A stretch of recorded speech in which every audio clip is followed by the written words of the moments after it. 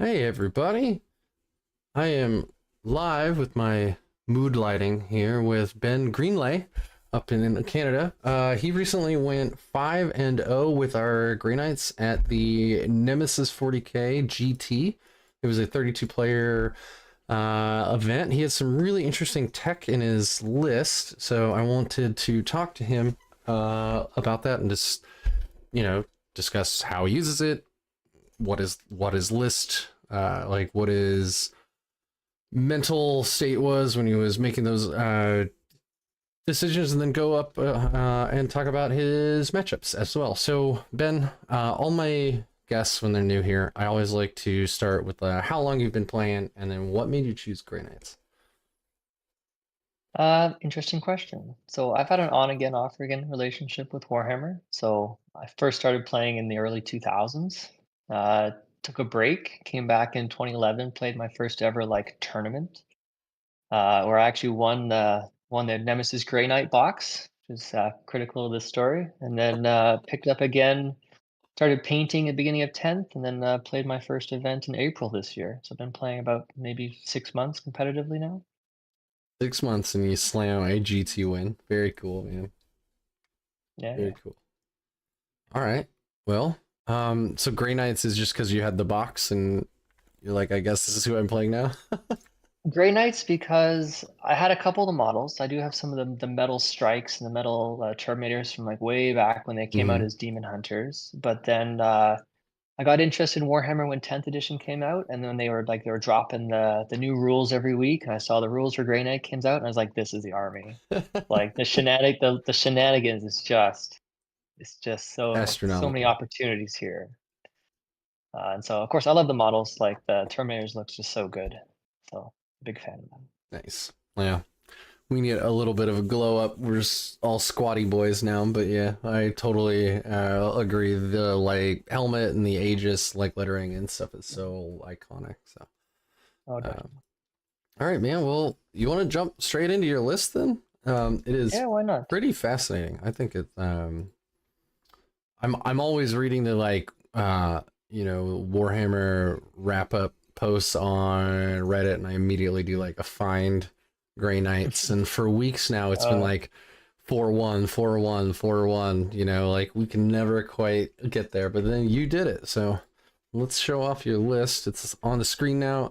If anybody wants to follow along, I always have links down below to his BCP link, his list, all that stuff. So you don't have to just listen in. You can follow along. All right. You want to take it from the top, Ben? yeah, of course. So I like running kind of a mixed arms. That's the way I like to approach Grey Knights. So the heart of all my lists is always four Dread Knights. So they're all running the same loadout. So incinerators, heavy side cannons, and the demon hammers. Hmm. Three regular guys, and then one character. And the character is always rocking the sigil of exigence because I like kind of playing him dangerously, but then always having that out. So I get one get out of jail free card with him that usually lets me put him in a spot where next turn he gets to hit something huge. Hmm. But people aren't expecting that. After the Dread Knights, I like running two squads of Terminators. One of them has a Librarian, one of them has Drago.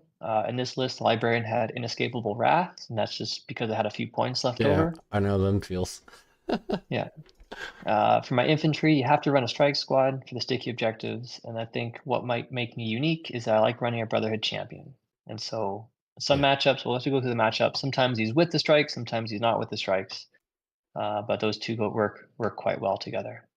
that's And yeah, then that's the first thing that I saw. I was like, brother, champion, and then I scrolled down, like, I Brotherhood wonder if champion. he's running like a 10-man brick. Nope, we're running 5-man. I was like, I wonder if he runs them I've alone just to because he's a 2 4 up small base, so you can easily 3-inch deep strike, yeah, do objectives and stuff. So yeah, I've definitely heard the 10-man approach, and then you have to put the sigil on the Brotherhood champion. yeah, It has its play, but it's for me it's just too much of an investment for what it can kind of do.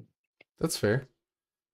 We And then the already last have piece a to this, question yeah. actually. Oh, We fair enough. uh, Callum's asking. Well, first they said that their jaw dropped when they saw the Brochamp, and then they asked, was that a meta choice? Um, Not necessarily. So you'll see in the games I play a lot of Imperial Knights in this meta, like Chaos Knights, Imperial Knights, and so the Brotherhood champion's not there for that. That's not his vibe. But there's also a fair number of World Eaters players, and so the Grey Knight World Eaters match can be okay.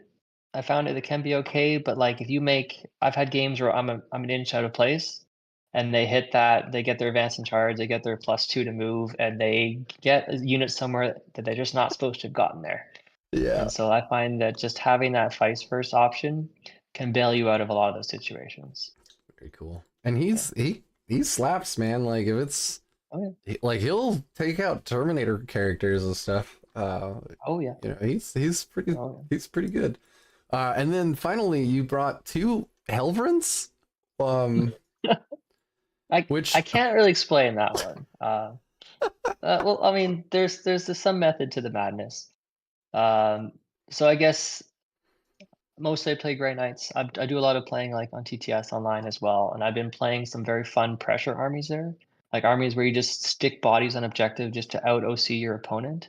And Mhm. I thought like I had these Helverins on the shelf. It's like this is kind of what they can do. There's a lot of situations where I can advance a Helverin on, stand on an objective, and your 5-man scout squad doesn't hold it. You lose primary. I can just body you off of these things with these Helverins that they're not trivial to kill. Like they're pretty tough. They got an invuln that saves some stuff. So it's Yeah, man. yeah, that was No, an I'm interesting something to try out at least. yeah, I think. And then when I asked you this question on Messenger, you said you had a lot of Satan and like Mortarion, and you said like World Eaters, so lots of Angron out there, and they have anti-fly 2+, Yeah, which is there's pretty they do a legit. surprising amount of damage. Like they're only AP1, so they're pretty good into Catans, definitely. The Primarchs, like if they're in cover, they're saving on 2s, but every time they fail a save, 3 damage. Yeah, Like you can't underestimate these yeah, the autocannons. yeah. There's a lot of that, like with the you see that a lot with like like Predator Destructors are really are like common Yep. right now with the auto cannon, because even Yep. at -1, because if you just get a couple of fails through, you can kill some Terminators and stuff. So yeah, not bad. Yeah, there's an Imperial Guard player in my meta. I think he showed up as like I think got second in the tournament here. And his whole Mhm. army is like he masses autocannon Lehman Russes. He does the 3 Hydras. Like he just masses these autocannon lists, and eventually you're gonna fail enough saves Yeah, that these things yeah, they're gonna pick up Terminators. They're gonna you know, pick up these types of units. yeah. That's very cool. All right. Well, I mean, so so other than the I don't know why I picked the Helverins, but it kind of worked out thing. Anything you were going for specifically with this list? I mean, you said you always start with 4 DKs. Like so actually let me pull back slightly.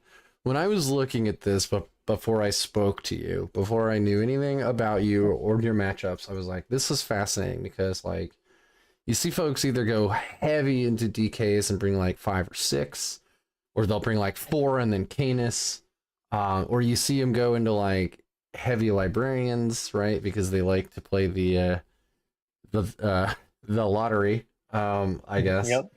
Or you see lots of bricks. Like I like my brick lists a lot. I think they're just really fun to play. So I've been playing around with even 3 brick Terminator lists since the start of the edition. Well, not the very start, because we couldn't afford it, but I think you know what I mean. So I saw you had like 2 5-mans, and those just came down in points a little bit, which actually makes this list work, because you would have been what, 5 over Well, before, before they came down in points, there's no enhancement on the librarian. I don't get the +1 to charge. I mean right? that's 15. I was 5 under, so that's where the There, extra 20 comes from. there you go, there you go. Okay, so you could have fit it, but yeah, I mean, folks say like Drago with a 5-man is a like a surgical tool, and I like to use Drago with a 10-man as like a whatever I touch gets to die this turn, right? Oh, absolutely. So there's a lot of cool tech. It is like my point. You got the Helverins, you got the Brochamp, you got the single librarian, you got the 2 5-man Terminator squads. I think it's really neat. So, and and then we have another question about the Brochamp. Would you consider the +1 to charge, like if you on the Brochamp instead, or that's just not what you do with him? You're not being super aggressive with him, right? No, like we'll talk about it in the games. Okay. Often what the Brochamp does, him and his 5-man, they sit on my natural objective. They sit behind a wall, behind an L. They're unchargeable except for like really tough things. And so I've got Helverns on my home holding that. I've got them on my natural holding that. And then the rest of my army is able to play the game. And so if anything bigger than like if 3 8-bound comes after me, that fight for a squad will pick them up. But if anything bigger than that comes at me, you got to charge me from 9 inches away, or we've got Mr. Demos, and they're just not there anymore. Got it. Very cool. Yeah, what an interesting. Like I've played the Brochamp 10-man list a couple of times, and it's very fun because it's a tech piece that like they have to deal with, but you are using him a lot more passively, which is legit. Like, you know, you can't really punch up with a 5-man strike squad. But yeah, that is super neat. All right, let's get into your matchups. So you went into CSM Pact-bound Zealots first, and this is not. I'm having a brain fart here. The detachment Pact-bound Zealots. That's not the cultist one, right? This is something else. No, that's the index detachment. So it's the you make your Dark Pact, and you can choose Oh, sustained, lethal. okay. All right. Yeah. Now I'm tracking. Sorry. Yeah. So I mean, before a tournament started, I'm scrolling through the list, and I saw this chaos list, and it worries me, and for all the right reasons. You look at it, it's got 2 Vindicators, it's got a Forge Fiend, and it's got Abaddon standing in the middle, giving them all reroll hits. All of them are marked Nurgle. They're all sustained on 5s. And that's just too much shooting for most Grey Knight armies. You can't stand in front of that. So right off the bat, it's like, what have I rocked up to? What have I seen? Game 1. what am I into here? Yeah, that's really cool. Yeah, that's the Forge Fiends alone. Like if Levi's in chat right now, he has bodied me hard with the Forge Fiends by themselves. So, and he'll probably make some snarky comment any moment. But so I feel you. And then Vindicators, like it's the same profile and everything as the normal loyalist ones, right? Like it's exactly the same. So the dozer can fire its blast into melee and all that stuff. Okay. Yeah, it's the usual. It's D6 shots +3 blast. Yeah, strength 1 million or whatever. Strength 14. Yeah. It's on your invuln, even in cover, even armor contempt. Like it's just brutal. And if they hit you, they can pick up those 5-man Terminator bricks if you're not careful. Absolutely. Very cool. All right. So how'd it go? So well, it went well. So I don't know if it's because of who I was playing, but he was scared of the Nemesis Knights. I don't know why. As a Grey Knight player, I know exactly how fragile they are. Yeah. But we were playing one of the GW layouts was layout 4. We've got like a lot of cover at the edge of the board, wide open in the middle. Like you are not standing on that middle objective, or you are getting blasted off of it. And so we're going through the deployment. Like I was keeping my Dread Knights back. I had one in reserve, I usually do. And then he puts his Forge Fiend in the corner. I was like, okay, I'm okay with that. And he puts a Vindicator in the corner next to it. I was like, this is going great. And he makes this little castle in the corner, in which I was like, you're not playing Renegade. You're not advancing and like getting out here quickly. Like you're gonna be slugging. You're gonna be like 3 turns to get these guys into the middle of the board. Where normally I'd expect these guys turn 1, advance in the middle. You've got Vindicator, Forge Fiend, Abaddon, Brick. You wrap your cultists around it, and there's nothing I can do against that. Like I'm not picking them up and shooting. So he plays very defensively. And so he gives me start of the game. It's like, oh, it's so far so good. Start of the game lets me put that Brochamp unit on my natural objective, hiding behind the wall where no one can shoot at it. It lets me Did you go first or second? I went first this game. Ooh. What's a way to start? Yeah, it's a way to start. I did go second the rest of my games. I got lucky on those. Nice. But no, going first is like, okay, turn 1, we were playing Take and Hold, so just regular Warhammer. Yeah, so start of the game, I immediately regretted bringing the Helverins because I'm fighting Vindicators who will just pick them up. So they're all hiding behind walls. Dread Knights are all hiding behind walls. And a very cautious turn 1. I draw some cards I can't score. No prisoners, bring it down. Not scoring those. So Nope. I get on my natural objective. I stage my Dread Knights where I want them to be. Pass the turn. You get your CP. Get my CP, of course. Discard both those cards. I don't want either of them. Oh no, I sorry. Hung onto no prisoners. So I discarded, bring it down. It's like I'm not touching Vindicators. Not right off the bat. No. And then he goes and he continues to play very defensively. He like stages his units, doesn't fire a shot at me. It's like it's off to a good start. And then so he puts I think he puts a rhino on one of his. He puts it on his natural objective, and then he had sabotage, and he starts sabotaging with a rhino in the like not like it's on cover, but like it's somewhere where I can get to it. I was like, let me teach you a lesson about Great Knights. You don't hold on to sabotage. You don't hold on to recover assets against us. Because turn 2, Yeah, we I can pick be up 2 anywhere Dread you Knights. don't want us to be. Yeah, I got the 3rd Dread Knight in reserve. I line up 3 Dread Knights where they can only see the Rhino, and none of the Vindicators can get to me. And I blow up the Rhino and said, "Well, you're no longer sabotaging. Like, you gotta hold on to that card."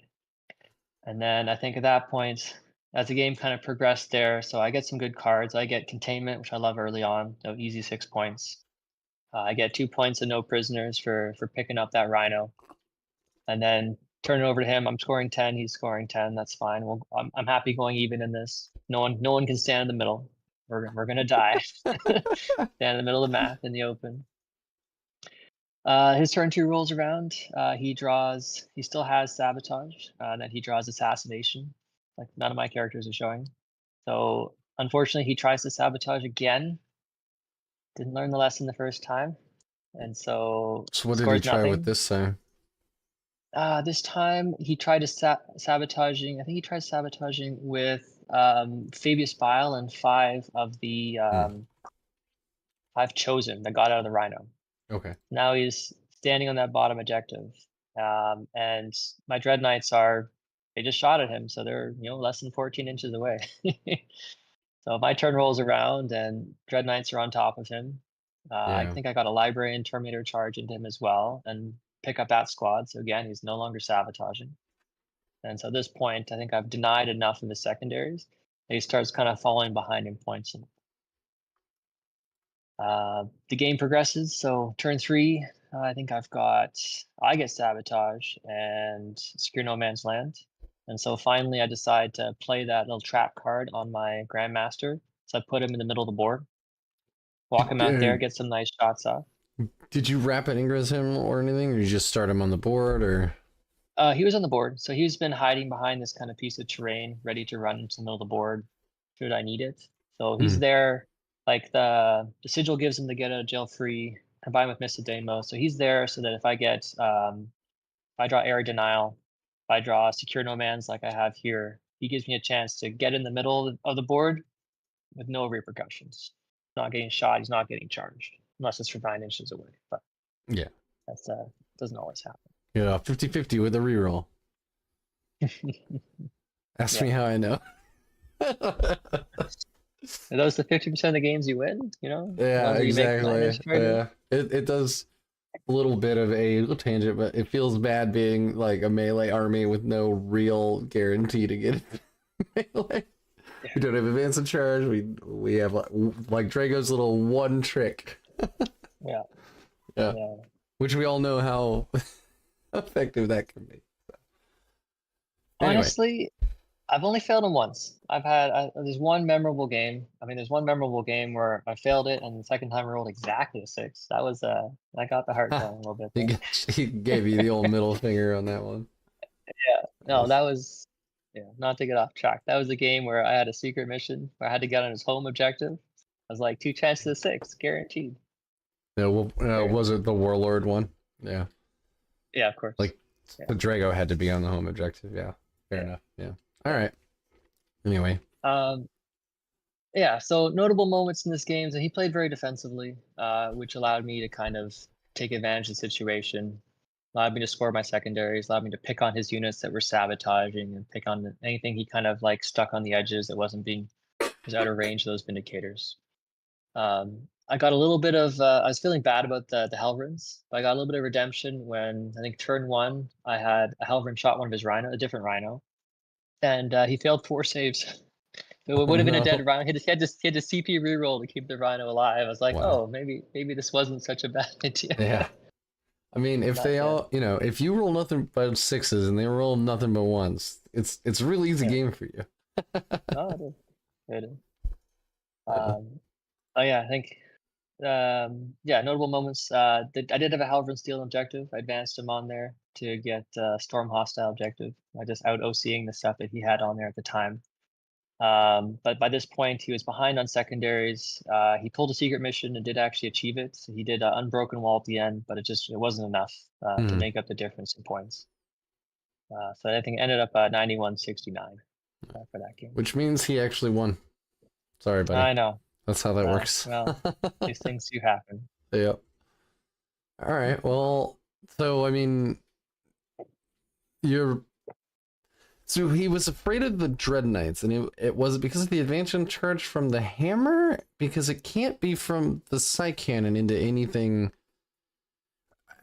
As you know, anything T10 and up with the Psy Cannon can be real dicey because you're hitting on 3s, no rerolls, and then you're wounding on 4s or worse.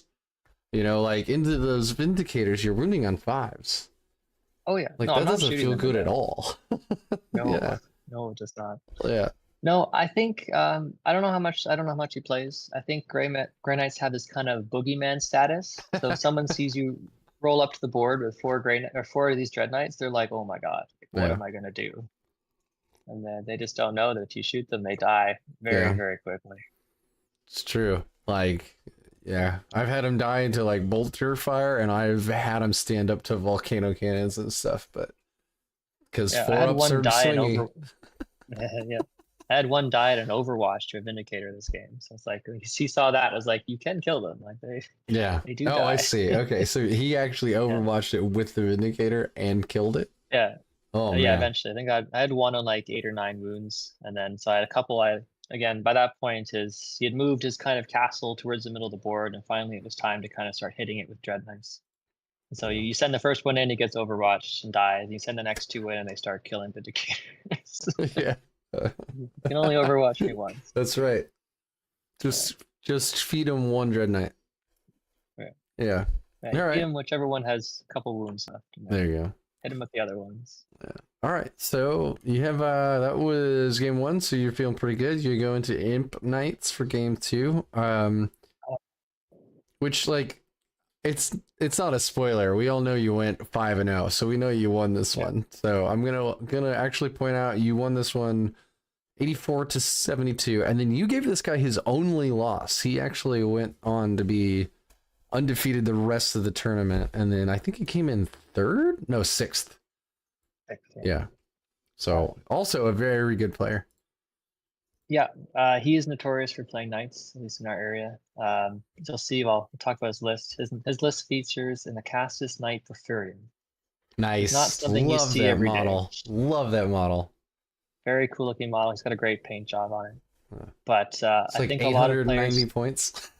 710, yeah. Oh, only 710? Okay, what a steal.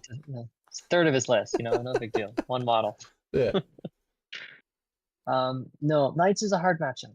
Knights is interesting because depending what it is, I've never played a bunch of little knights. It's usually a couple bigs. I think the usual one is it's always Canis Rex. It's usually a Lancer, and sometimes it's the Atropos.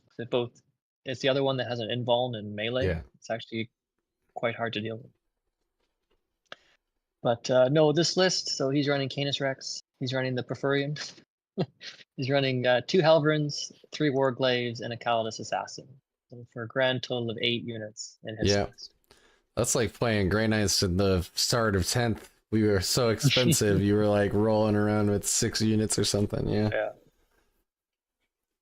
My general strategy, like whenever I play Knights, usually what I like to do is like you pick on the little things. So like eventually they just lack scoring pieces. and they lack the ability to move them around. Like sometimes they feature like Mysterious Guardian, allows them to reposition probably one of their shooting knights usually if they have that, but there's nothing in this list. So we were playing Purge the Foe, which is always unfortunate when you're playing against someone with less units than me. Normally it's a mission where we excel because it's just we're killing stuff and they're getting maybe 1 unit in return if they're lucky. Smoke and Mirrors Tipping Point. So Smoke and Mirrors is not usually a secondary mission that I use, but looking at this list, I was trying to think, because like if I can get Canis Rex, or if I get the Porphyrion on like one side of the board, kind of out of the way, then it allows me to operate on the other side of the board. And so I think I got first drop, and I stuck a Nemesis Dread Knight out in the open, on the edge, all on these lanes, being like, maybe he isn't gonna realize I'm gonna Smoke and Mirrors that as soon as the game starts, but I'll stick it out there to see if I can tempt him over there. And lo and behold, he lined up Canis Rex to shoot at this guy. He's off on his own and then in the corner there somewhere. He does of course put the Porphyrion in the middle, which has it's Titanic, so he gets to touch that middle piece of terrain and basically shoot anything he wants. Yep. Which is quite quite upsetting. And I will remind everybody that unit, if it remains stationary, all of its guns get lethal hits. Yeah. And you're rerolling ones to wound and everything, I think, as knights. Or you're rerolling one to hit and one to hit wound? roll and one rune reroll. Yeah, okay. But, so I mean, I'll remind everyone the damage on his main gun is d6 plus 6. Yeah. And he gets two d6 shots worth of this with the 2 guns. It's 1d6, but it's twin linked. Well, so. No, he has two. He has 2 of these guns. Oh, he has 2 twins? Oh, he does. You're right. Oh my god. Yeah. You're absolutely right. Yeah. Yeah. So he gets 2d6 of these touch anything and it dies. Yeah. Massive guns on him. And blast. Range 72, twin link blast, d6 attacks, so 2d6 total, hitting on 3, strength 18, minus 4, d6 plus 6 damage. Yeah, it's rough out here. That's awesome. So how's this game gets off to a rocky start. Got unlucky with a few things. So normally I see lists with 1 giant centerpiece. My normal kind of impulse is you ignore it.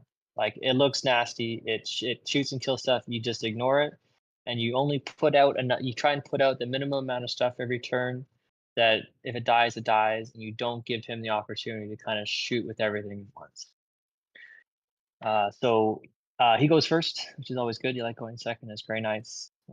He draws no prisoners, recover assets. It's an easy recover on the Porphyrion. I'm not killing that. And I think that Calidus in his tome. And the big knights can do an action and still shoot, right? That's like one of their special. Okay. You have to be a character unit. So Titanic character units can do actions and shoot. So I think that's honestly only Canis Rex can do that. Yeah, actually, I was gonna say he's not a character. Nice. No. Okay. Cool. So off to a shaky start, but again, so in that game, we're playing layout 2. So my natural home objective is actually kind of his. So it's like it's far away from my deployment zone, but you got that L-shaped terrain that protects it from your side. And it's also there's a really nice staging area down there that I use a lot during this game. So he's a very cautious turn 1. He puts a couple Helverns on the objectives. And then my turn 1, I get secure no man's land and no prisoners. I was like, oh, now I got to come out and play with this. And so for that, I decided to be a little bit more aggressive than I might otherwise be. And so I put the Librarian and 5 Terminators. They were staging behind my giant kind of terrain in the middle of my deployment zone. I put them on the middle objective in melee with his, I think he had a Warglaive there. Put him in melee with Warglaive the turn 1. Just put him right out there. Of course, the Librarian fails his hazardous check. There's a reason why, or it fails his Vortex of Doom, hurts himself. It was mine. There's a reason I stopped running solo Librarians. They just like hurting themselves more than the enemy. Yeah, man. I've done it both ways, man. you know, I've done 11 or 12 mortal wounds and had my opponent go like, how is that legal? And then I've also had it where I roll a 1 and then I roll a 6 and I just reach over and sigh and grab a librarian and pull it off at the table, and then my opponent goes, wait, what just happened? I'm like, he just killed himself. Yeah, So 120 points just went. Yeah. Yeah.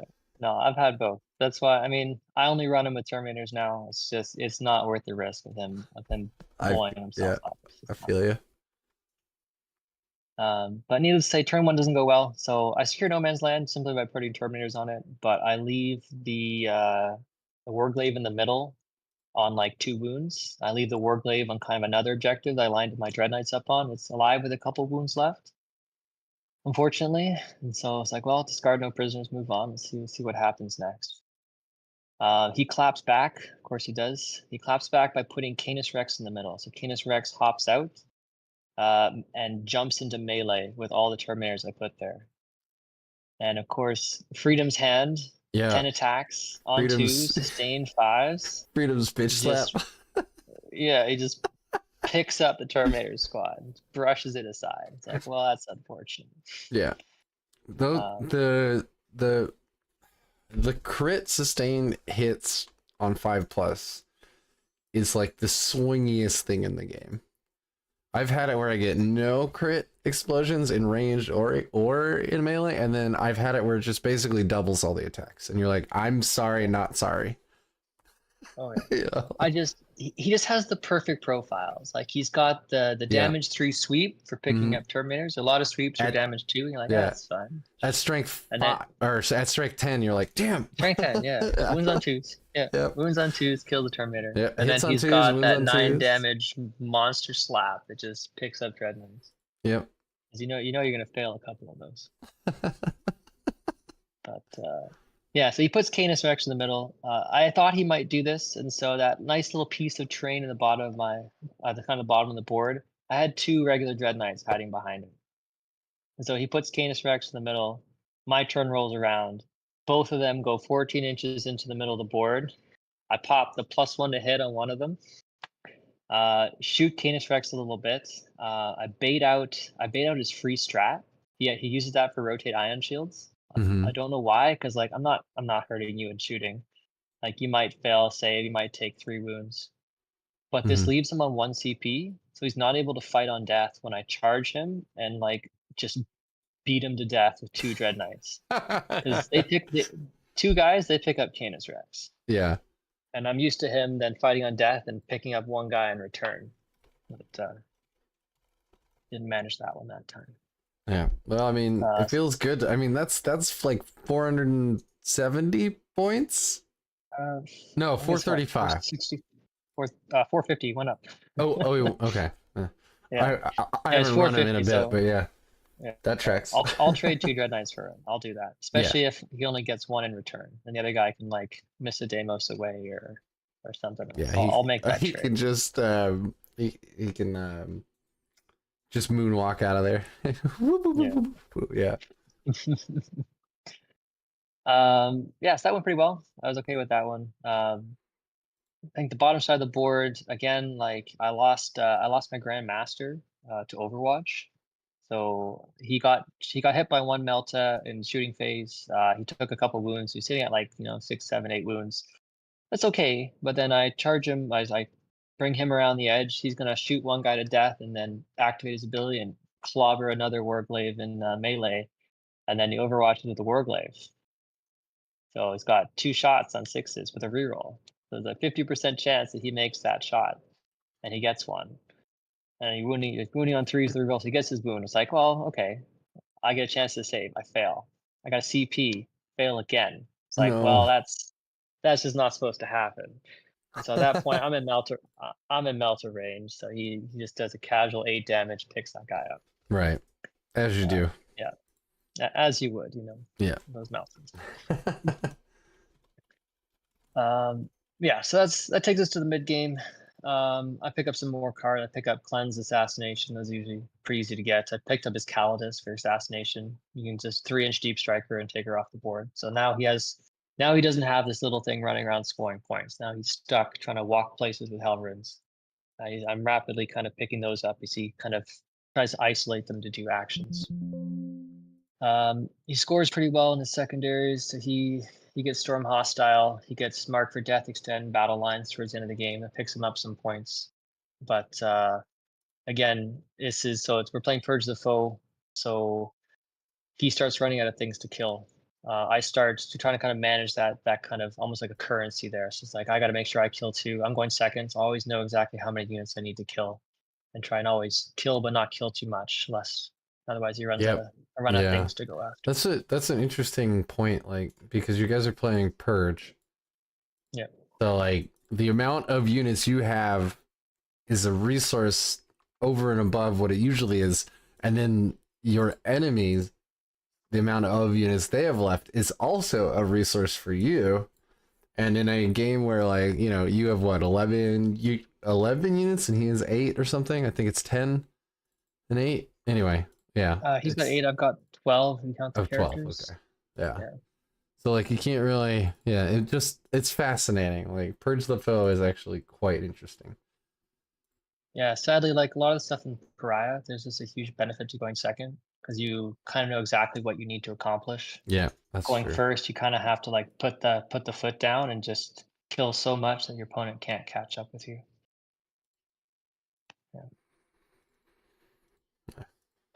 So the game went pretty well. It was a close game. It was 84-72. He picked up most of my Dread Knights at the end of the game. I would expect I nothing think there less. was, yes. I think in this game, so we talked about the Brotherhood champion. This game, the Brotherhood champion was running solo because there's nothing he's not there to fight first into Knights, and so he. Are you sure? Oh, I'm pretty sure he's. Yeah. Yeah. Funny. So he earned his points. So he contained for me. He cleansed for me. He got extend battle. Like he just popped around. He probably earned me like 15, 20 secondary points by just Very being off cool. in a corner and being small enough that my opponent had other things he had to deal with. It Yeah. wasn't this little guy off in the corner. Yeah. Sweet. So yeah, that was 84-72, and then like I said, Ben gave this guy his only loss for the whole tourney. So he ended up coming in 6th. So that was a cool game, man. It sounds like there was a lot going on. And it sounded like you also had kind of the, like, Knights is hard because we lack anti-vehicle, but it's also good because that means they can't screen out anything. You know, especially a 3-inch deep strike. They're never going to screen for a 3-inch deep strike. You know, they're not even going to, except for turn 1, they're not even going to really screen out a 9. You know? Yeah. So. Yeah, that one, like depending what mix they play of the Little Knights, you always have the option to put 3-inch deep strikes and Terminators on an objective like that they're holding with a Helverin. And although it has 3 damage autocannons, like he's not killing very many people with that. Yeah. And so you can often steal back objectives, you know, take away primary by doing that. Yeah, and you're gonna bring back 1 Terminator, you know, every turn and everything, so per squad, and yeah. Well, cool. That's, yeah, Knights is a list that is a little scary to me, but it's very cool how you just outmaneuvered him. So, all right, so then last game of the day, you went into T-Suns, the newly nerfed T-Suns. Had you played them pre-nerf? Yes. And? Oh God. Yeah. It's a hard matchup. It's a very hard matchup. I don't know what GW is thinking. I think the last time I played them was right after they brought the Mulith Vortex Beast went down in points. They were like something like 150 or 160 each. They were so cheap. Or 135 each, like something ridiculously low. So at the time, people were running triple Mutalith, and then all the usual rubrics and sorcerers and Magnus and the rest of that. Yeah, so newly nerfed. I think pre-nerf, this list would have had 1 more Mulith Vortex Beast and potentially another squad of cultists. That may have gone up by 200 points since the last time we saw it. But he was running Exalted Sorcerer on disc, or 2 Exalted Sorcerers on disc solo, just running around doing objectives, firing off, their Doombolt randomly. Yeah. He had 3 Infernal Masters. The guy with Arcane Vortex, which is the super Overwatch guy, he was running with 10 rubrics, which was quite big. You had one with the Lord of Forbidden Lore running with 5 rubrics, so that's the double Doombolt guy. And you had one guy running with just five rubric Marines. He had Magnus, of course. He had a Thousand Sun Sorcerer, who's got the Lone Op, if I'm not mistaken, plus 5 rubrics. He was running with the Umberlific Crystal, so he was the guy who could once per game do a little up-down and do some objective off in the corner. He had 1 Mulith Vortex Beast, 1 squad of Cultists, and 1 squad of Zangor Enlightened. What is this? Zangor Enlightened? Is that It's like... the 3 guys with bows on discs. Oh, okay. Yeah. So they're Yeah. 50 points. They're super cheap. They have a reactive move, so they can be hard to kill, but they're made of paper, so if you shoot at them, they die. Yeah, shooting a Zangors with Stormbolters actually feels good. For sure.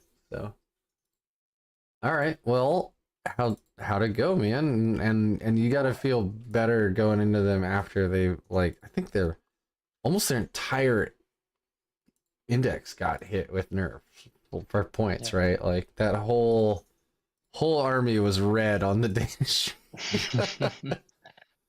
I mean, it was deserved. They were very strong, and they still are very strong. They think basically they lost like a couple scoring units. Otherwise, Yeah. the damage is still entirely there. Yeah. Well, So we were playing Scorched Earth. Oh, yeah.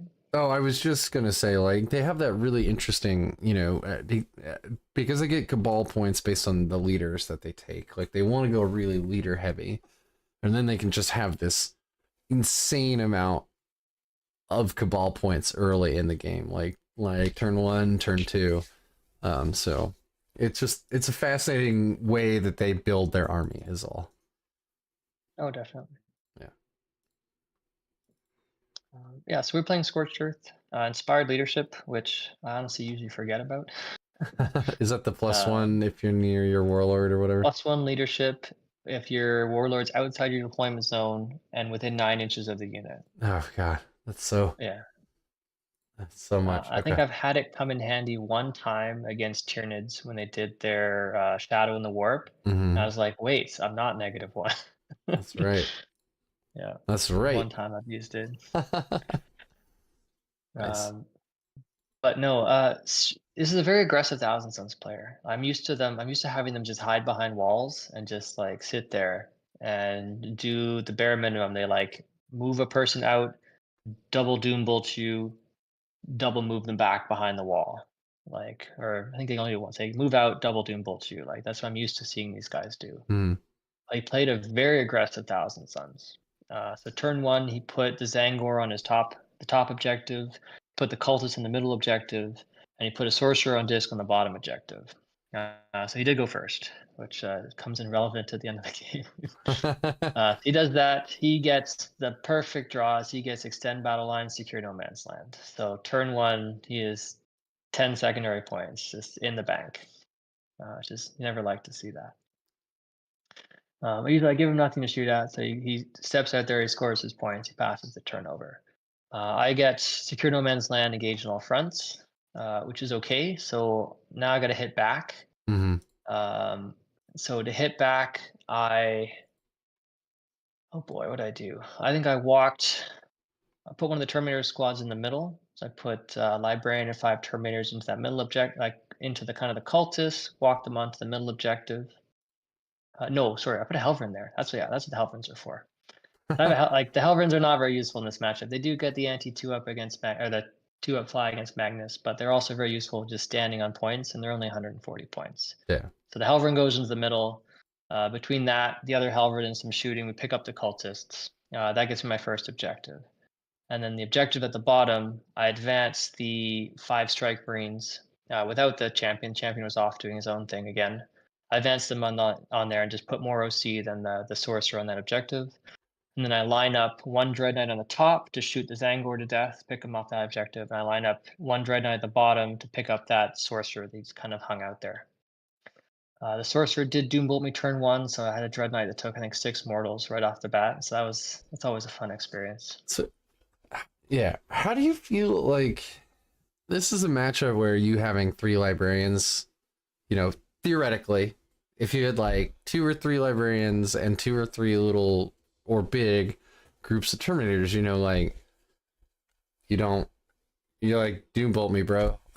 I got a 4 up, you know. Yeah, that's like this matchup. What I've heard, what I've experienced is that this matchup is only Grey Knight favored if you've got 10-man Terminator bricks and librarians. Yeah. Because the Thousand Suns just can't kill them fast enough, even with the Doom Bolts. I don't have those, so it makes it a very careful matchup. Yeah, for sure. Because if I put a Dread Knight out there, it's getting Doom Bolted to death very easily, and then like psychic mortal wounded to death as well. Yeah, other notable things. He started Magnus in reserve. I've never seen that before. What? That was very odd to me. So he's just puts himself four Cabal points down and doesn't get Magnus's aura of like +2 move or something turn 1. I mean, like, I would get it if you had a Porphyrion in your list. Yeah. You know, because you could just be like, click, boom, there goes Magnus. Yeah. But we don't have shooting like that. No. You know, even if you manage to get all 4 Dread Knights in range and all of them shot, like, you know, he can turn 1 damage into 0. He can get a Feel No Pain against Psychic as well. Like, you know, and then that's the strat. Yeah, that's the strat that almost loses me the game because I overestimated what that does. Yeah. Yeah. Turns out the Psychic keyword in 10th edition is it's just bad. It's not helpful at all. Gives you no bonuses. It's not like +1 strength or something. No. Usually it gives you an extra gun. Yeah. Yeah. Effectively. Yeah. Yeah, so he turn 2, he brings Magnus in. He brings him in right where I killed his Zangor Enlightened, and he puts 10, I think he puts 8 or 9 wounds on a Dread Knight. Because I got lucky and made more saves than I should have, and he rolled less devastating wounds than he should have. But he puts him in the open, and at this point I've collected a couple CP. So my turn rolls around. I think I had turn 2. I had Assassination behind enemy lines. I said, "There's Magnus." If I can kill Magnus early, generally things go well for you. Yep. So I had that 1 wounded Dread Knight, and I brought Drago. So I put the Dread Knight, 3 inches away, unfailable charge. I bring Drago down. I said, I'm ready to pop. I've got 3 CP in the bank, 1 to reroll the charge, and 2 to do radiant strikes. And that's kind of the plan. Let's take down Magnus. And so I think during that turn, I got lucky. I picked up one of the rubric squads, so I got Assassination somewhere else because spoiler alerts, Magnus did not die. So I made the Drago charge, activated the 2 CP. Drago, of course, goes and rolls far too many lethal hits. I'm not getting mortal wounds. Yeah. he overdoes himself on lethal hits. Lethal hits and dab wounds don't stack. No. They're not helpful. No. So there was 2 lethal hits, 1 miss, the other 3 wounded. So Magnus had kind of 9 wounds worth of, or 6 to 9 wounds worth of devs and 2 saves. And he, of course, does the usual: passes 1, fails 1 CP, turns it to 0 damage. Yeah. So then he's sitting on 9, 4 Feel No Pain. So he activates his strat, makes all my weapons hazardous, which takes a turn. Well, it would have killed a Terminator if Drago didn't have a 4 Feel No Pain against that, but it hurts my Terminators. True. And then he goes and saves 6 of the 9. So Magnus takes 3 wounds. Oh man! And then the Dread Knight goes into him. Yeah. Dread Knight goes into him. Insane. Whiffs, and I'm sitting there being like, did he apologize at least? Yeah, he was somewhat apologetic. He kind of gave me like, he's like, this is what Magnus does, right? It's like, this is normally Primarchs die when Drago charges you, especially if you spend the CP. It's like, must be nice, because usually like what Drago does is he shows up, still doesn't make his charge and gets shot off the board. So yeah, that happens too. Anyway, so yeah, sorry. He turns around, he picks up the Dread Knight, in return. He fights into the Dread Knight. It's like, well, this is so far this has gone bad. I've invested like what 500 points into Magnus and done no damage to him. Yeah. And then he gets to swing His back. turn, then he gets to swing back. Yeah. Yeah. His turn rolls around, and like by the end of his turn 3, Drago, Terminators, and the Dread Knight are all dead. So everything I put into Magnus is dead, and Magnus is very healthy and still standing on that top objective. So it makes the game a lot harder at that point. He's feeling pretty good at this point. Yeah, he's feeling pretty good. At that point, I've picked up, so he put his 10-man rubrics and the sorcerer attack that bottom objective where I had my strikes and I had a Terminator, I had the Terminator and Librarian, I had a Dread Knight. So they kind of fought back and forth, picked that squad up. The Halvern did his job in the middle of that early turn 2, denied him some primary there. But the game was looking very lopsided for me. I think at the end of his turn 5, he had 80 points, and I was sitting. I scored 20. I scored 27 the last turn, so I was sitting in the high 50s, and he had 80. Yeah. I was like, this game is over. Oh, but this is okay. Yeah, but this is Scorched Earth. Correct. And so Scorched Earth is when you can turn, second player, final round of the game. You can, especially with Grey Knights, you drop on their home and burn it, 10 points. You hold your home, you hold their home, 10 more points. So you get 20 points just in the bank at the end of the game. And I managed to draw Overwhelming Force and Storm Hostile Objective. And so I was able to I dropped the 5 strikes on objective that he was trying to burn. He's burning with the Mutolith Vortex Beast, who has 4 OC. So I dropped 5 strikes in there, being like, I'm okay. If 3 of them die to Overwatch, I'm fine with that. But they will stop him from burning, 1. Yeah. And if 3 of them live, I storm hostile objective. And so he overwatches me. It's like 2d6 shots, strength 6, -1 for 1. He only gets 3 wounds through. And lo and behold, I deny him 5 while picking up 4. And then the Overwhelming Force, where I just like sniped, I think it was a Sorcerer on Disc in the middle, was just kind of the cream on the cake to put it 84-80 and like just barely squeaked that game out. Oh man, that's wild. So did you then apologize? I was like, I sitting there like doing the math in my head. I think I even recycled a card at the end. I was doing the math. I was like, I'm sorry, bud, you just lost this game. And let me show you how. Let me burn this objective. Let me stand here, survive the Overwatch. Let me pick up that character, and that's the game. Yeah, it really came down to that Overwatch. Like if he rolled hot and you rolled cold, then Then if I don't stop him from burning. So I was looking at all the cards I could have had. I was like looking like what's left in my deck. I was just like, I have to deny that 5 points or I lose. Otherwise, no matter what cards I draw, he's winning that game. That's wild, man. Those I love those games. Yeah, and that's after the secret mission was nerfed. Yeah, because you look at the Grey Knights win rate, you say like, I think we're hovering around 46, 44% right now. Yeah. And we used to be in the mid 50s, mm-hmm. Like low to mid 50s, and that's purely the secret mission change. Yeah. I've even seen there's not very many Grey Knight players in my local meta. There were a few that started playing right when Pariah came out because they realized very early on that like you can play unbelievably passively on many of the different missions, deny your opponents, like just shoot whatever your opponents put on objectives. They're not scoring any points. At the end of the game, you pick up 20 points by Drago charging their home, or standing on 3 objectives. Yeah. Or you kill their battle line and you put a strike squad in the corner and you say that's 20 points. Like it just became so easy to pick up. That was plus secondaries or that plus primary. You can get like 30, 35 points turn 5 and just totally swing these games. Yeah.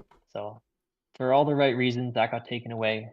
Should have gotten taken away, so that's okay. But certainly is hurting our win rate right now. Yeah, I don't know. At least we're in the version of this game where the data slates are like coming hot and heavy. And the game, like I've only been playing since 9th, but I've never. Everybody's told me the game's never been healthier.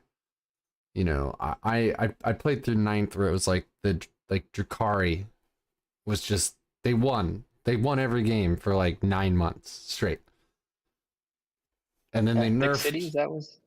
No, so this was so there were Oh, three before that. different phases of it basically, but Oh like the no. Drakari book came out, they were unstoppable with their infantry build, and then that got nerfed, and they changed to some, or no, the liquefiers got nerfed, then they changed an all infantry build, and then they nerfed that, and then it was Thick City, and it was still just they were insane. So I'm very happy that like you open up, you know, these tournament results, and it's like, yeah, you know, you'll see inevitably there's like Dangles do well, you know, Dangles Gladius does well. Okay, it's strong, right? But like they're not winning everything. You know, it's not Dangles, Dangles, Dangles, Dangles, Dangles all the way down. You know, so I don't know. It's Yeah, nice. Like, yeah, the yeah, variety is definitely there. And like as you said, even the armies that are winning the most right now are winning like 58%. Like it's nothing egregious right now. yeah, yeah. I mean, 58 still pretty strong, but yeah, it's not. It's not like a 71 or a 76 or whatever, you know, Drakari was at, or whatever Eldari was at when 10th hit. That was pretty bad. Yeah, that was a rough Thankfully, I start. dodged them every single tournament I went to somehow, but yeah, that was pretty bad. Yeah, I just waited until they nerfed them before I started playing. Yeah. Yeah, and that's true. Garrett is saying in chat, like, Nids, Custode, and Tau in ninth, they all hit and blew out the meta for sure. Like, Nids, the amount of mortal wounds Nids could throw out from their Maliceptors in ninth was absolutely insane. Like, soul crushing, like, insane. Like, why did I even put my army down on the table? Insane. But anyway, this isn't a ninth edition podcast. I'm trying to bring some sunshine into this There discussion. you go. That yeah, we're down to a 44 or 46% win rate, but like we still have plays, we have moves. We can obviously like we can take down a GT, you know. Um are there bad matchups? Yes. Are there good matchups? Yes. Like Aeldari. Oh my god, that's my favorite matchup. I think I've lost one game to Aeldari in 10th with my Grey Knights because they're in fact, what an excellent transition, huh? There, I have to say, it's like you saw the next matchup. Yeah, so your next matchup was Eldari, and we're like just tailor made to Yeah, so kill I was elves. so that's the matchup that comes up overnight. So I finished game three kind of early, so you go home for the day, and then you're like checking BCP, and then you're like the pairings come up. I was like, in that time, I was looking at kind of the top eight players, and there was Chaos Knights in there. There was Aeldari was in there. There was some. There's a Space Marine player playing Vanguard Space Marines with like the. It's got the Ul- up down brick of Devastators. yeah, She's got the Ultramarines yeah probably. yeah Yeah, yeah yeah. very strong And there's list. also very strong list. And there was this heroic player playing Kroot. He had the Kroot detachment. Yeah, And he was beating people by just putting bodies on objectives. There is a what I heard, I guess, from talking to the people, talking to him and talking to people he played against. There is a surprising amount of damage in there, but often it's just a lot of he just stands on objectives and you just can't kill his army fast enough because there's like over 150, maybe 200 bodies in that army just beautiful. standing on stuff. But lo and behold, the pairings come out, and I'm playing Eldari, and that would be my number one choice from the top eight because it's just Absolutely. a Yeah. whole bunch of fragile elf bodies that Yep. they're And gonna they have a can't. bad time. They try to hide from you, and you're like, "That's cute." I don't care. Yeah, 3-inch teeth strike. Yeah, Yeah. hide from that. So he's playing Battle. I mean, yeah, he's playing Index Detachment. He had an Avatar of Cain, which is where you have that sneaky Drago strat into him. He's got Karandras with 5 striking scorpions. He's got an Autarch Wayleaper, a Farseer, the 11 Guardians that stand on his home, 2 squads of 5 Howling Banshees, a squad of 5 Rangers, 2 squads of 5 Striking Scorpions, 2 squads of 5 Swooping Hawks, 2 squads of 5 Warp Spiders, 1 squad of Shroud Runners, and 3 Falcons. They do always have just so much stuff, though. So this is MSU Eldari to the max. Yeah. And you're just like Like, licking your lips. the the thing I was worried about, the Falcons, surprising amount of damage. So they have basically they have a pulse laser and a bright lance. Mhm. So they have 4 weapons that do d6, or the bright lance is d6 plus 2 damage. And he's sitting on fate dice. And at the beginning of the game, he rolls his fate dice. He gets 2 6, a 5, and 2 4s. Like, you could not have asked for better fate dice as an I mean, Eldari player. you can have, yeah, Okay, you could ask for 6 6s, but then you're just getting greedy at that yeah. point. But yeah, so he gets a pretty good start to the game. But he goes first, and of course, as soon as he rolled that dice, he's like, "Well, should we just like is the game over?" Like, no, let's play it out. But he's going first, and we're on Burden of Trust, and so you have to stand on objectives and you have to guard objectives, which is a problem for Eldari. If they stand on objectives, they die if they're Mm-hmm. not hiding behind something. So he plays very defensively. So he started the game. He gets Bring It Down, Secure No Man's Land. He puts 5 body, he puts 5 swooping hot or not striking scorpions. He puts 5 something in the middle, something small in the middle. His rangers are all already infiltrating. They're hiding off on an objective on the side, and he plays defensively with his avatar. He hides it behind the ruin, and so very quick turn. He gets his 5 points for Secure No Man's, recycles, Bring It Down. My turn rolls around. I've got Established Locus and Area Denial. It's like, oh shoot! Now I got to come to the middle of the board. Yeah. Right kind of where his whole army is about to stare at me. And so again, this is why I've got the Sigils Exigence, sorry, on that Grandmaster. So he's the guy that goes and denies the area. And so when he gets shot at, Yep. he pulls the ripcord and gets out of there. Mm-hmm. So it makes for an easy turn one. So you walk in there, you kill the 5 guys in the middle. He establishes Locust. The Helverin sitting on my home shoot the 5 guys to death, and then I get Area Denial. And I was sorely tempted to go after the Rangers, but it's not quite yet. So not yet. We'll get him later in the game.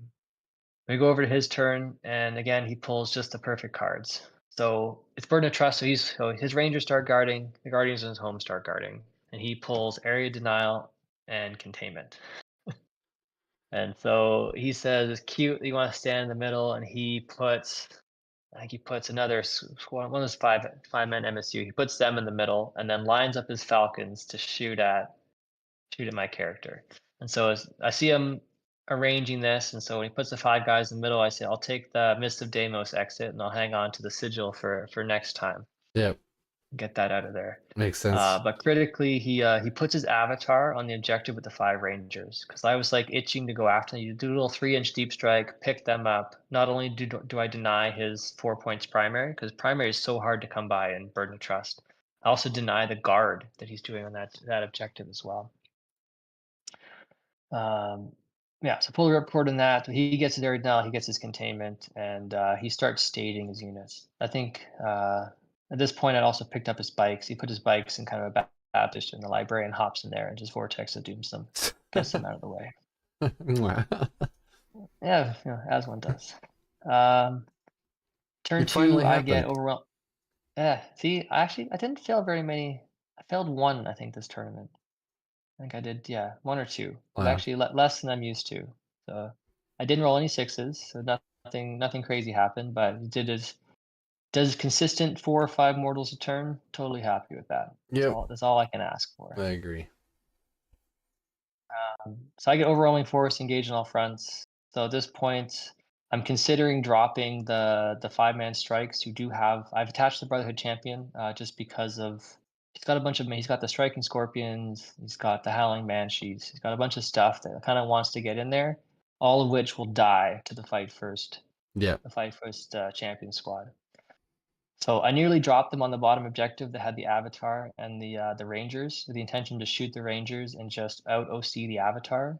And then he politely reminds me the avatar can Overwatch, and his Overwatch is nasty. So he Yeah. has It's it's 1 really, shot, but it's sustained hit D3. And so he just says, if I Overwatch you, I put a 6 in, and then I roll and see how many of your guys are gonna die, because it's AP4 like d6 plus something damage. Every shot that goes through is wounding on 2s. I'm saving on 6s, and it kills a strike marine. And so I decided, it's like, at that point, I'm just gonna leave it alone. This is gonna be one of the games where you ignore the avatar and you deal with the rest of the army. Just kind of let him do his thing off in a corner, especially because you put him in a corner. It's like, I'm totally fine with that. So at this point, I'm on the other side of the board. I'm lining up. I'm shooting the falcons. I'm getting a little bit of damage in. So again, the armigers are wounding on 2s, which was a surprise bonus there. Yeah, And a little bit of that's damage true. too with the armigers. You get most of the damage goes through with the side cannons, because they're T9, which is the perfect profile for Yep. side cannons. Yeah, Wounding it's on 3s, they're really good. saving on 5s. Yeah. Yeah, No cover. that goes through. Yeah, no cover. Yeah. Yeah.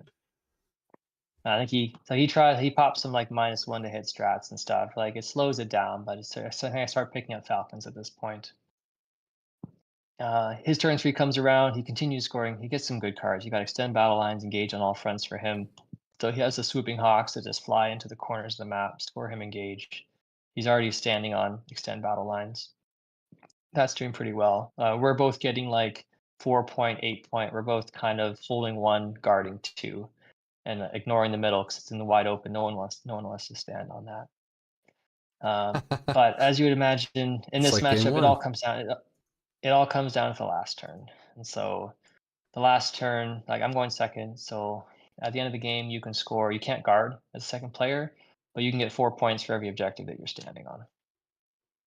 And so end of the game, I save Drago. He's off. Drago's off containing. He's off like doing little bits and pieces. And then turn 5, turn 4, he draws Defend Stronghold. And so that's Drago's time. He finally left a window. He's brought his units out. He's losing all his little guys. So he has to start bringing stuff forward. He leaves a hole just big enough for Drago and 5-man to get in. 6-inch charges home, take that away. So it forces him to hold on to defend. He loses 2 points for guard. And then Drago is in a perfect spot on my turn to score 4 points for that. So honestly, it was 16 points I scored at the end of the game for holding 4 objectives. I got Defend Stronghold, no prisoners. No prisoners very easy against Aeldari. So all these little units to pick up. And so that solidifies that game in 85-67. End of all that. Whew.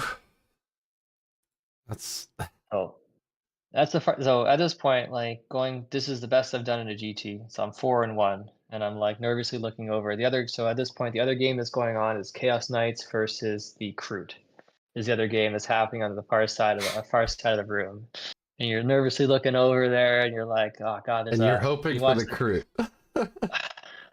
Well, I'm hoping for the Kroot because, like, I was thinking about it. So against that list, I was tempted to play fixed, to play Call the Horde and Assassination, because he's got 2 squads to satisfy Call, and he's got a strat to bring one back, so he might have 3 Call targets, and he has 1,000,000 characters to kill. Mm-hmm.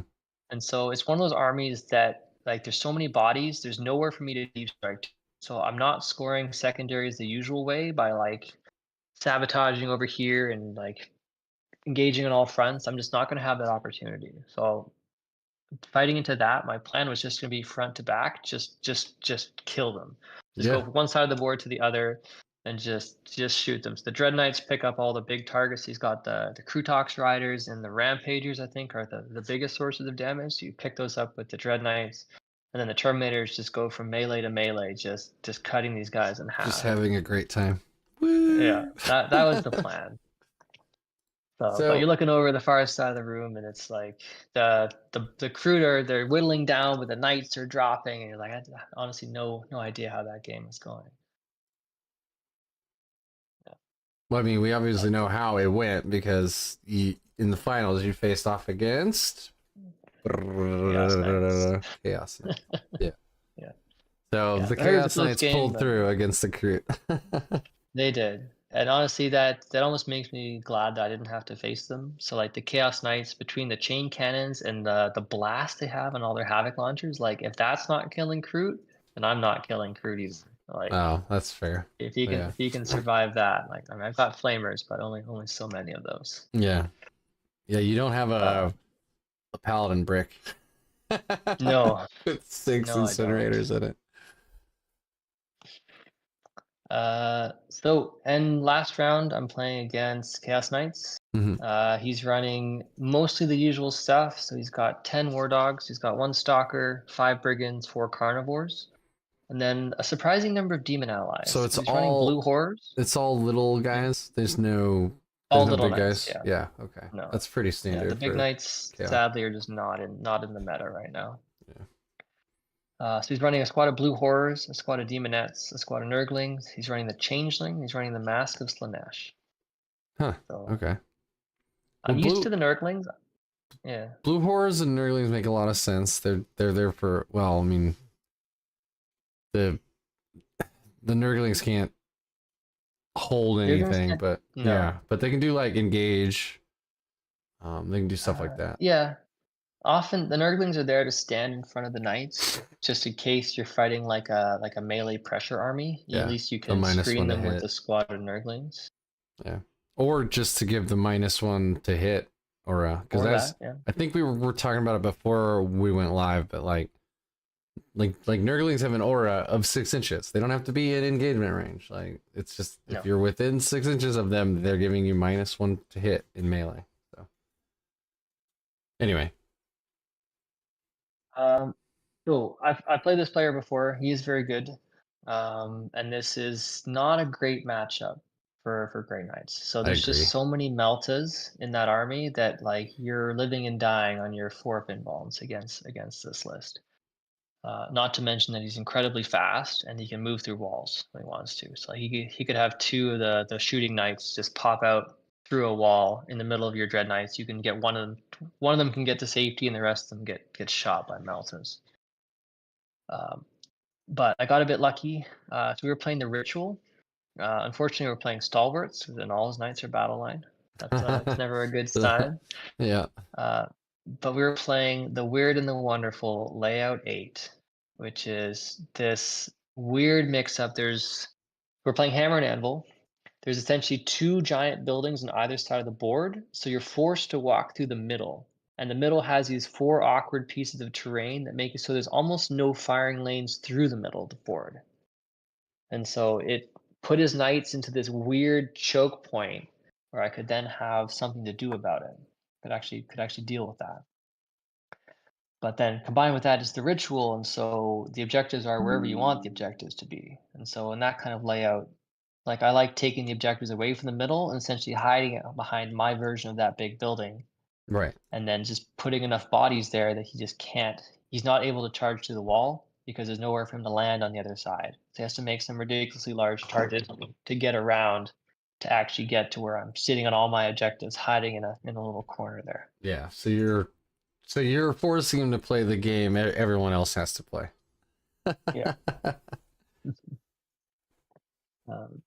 But that being said, against Chaos Knights, he's got stalwarts, so he is not only is he making objectives, he's shooting with his knights, and he's doing all the rest of the shenanigans. I think my only saving grace, so I did go second. So I went first game 1, I went second the rest of the games. That's exactly what you like to see when you're playing Grey Knights.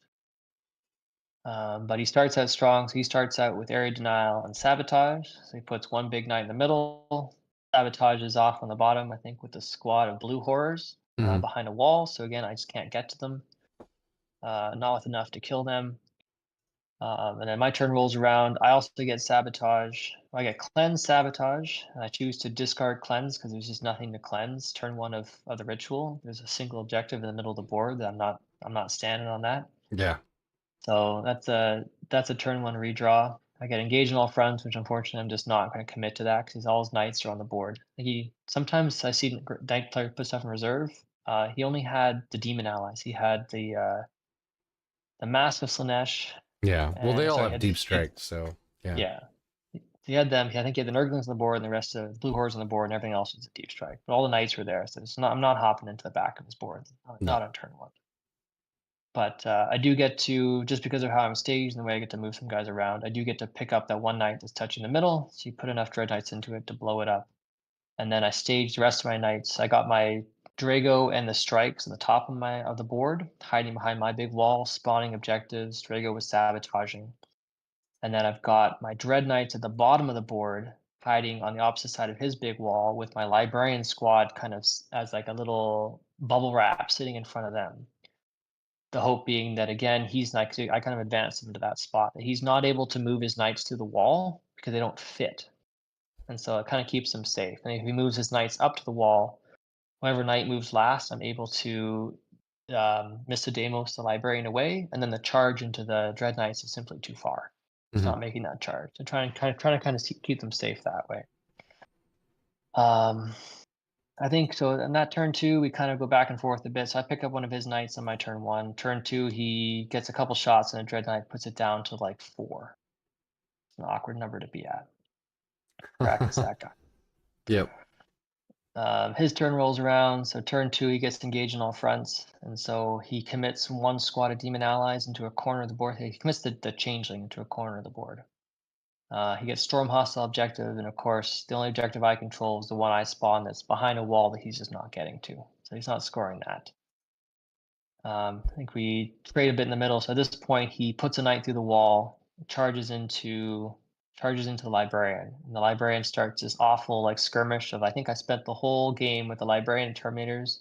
First they were in combat with the blue horrors, and he had the mask hiding behind the wall, which has its powers give me -1 to wound, which is like annoying. So you're not wounding them on 2s, you're wounding them on 3s. Uh, And then every time you kill a blue horror, there's like a 50-50 chance like a brimstone pops up and they just stay in combat with you. does it So that go? was like Oh, it's pinks, blues, brimstone, right? It's yeah. not. So It's not blues, pinks, brimstone.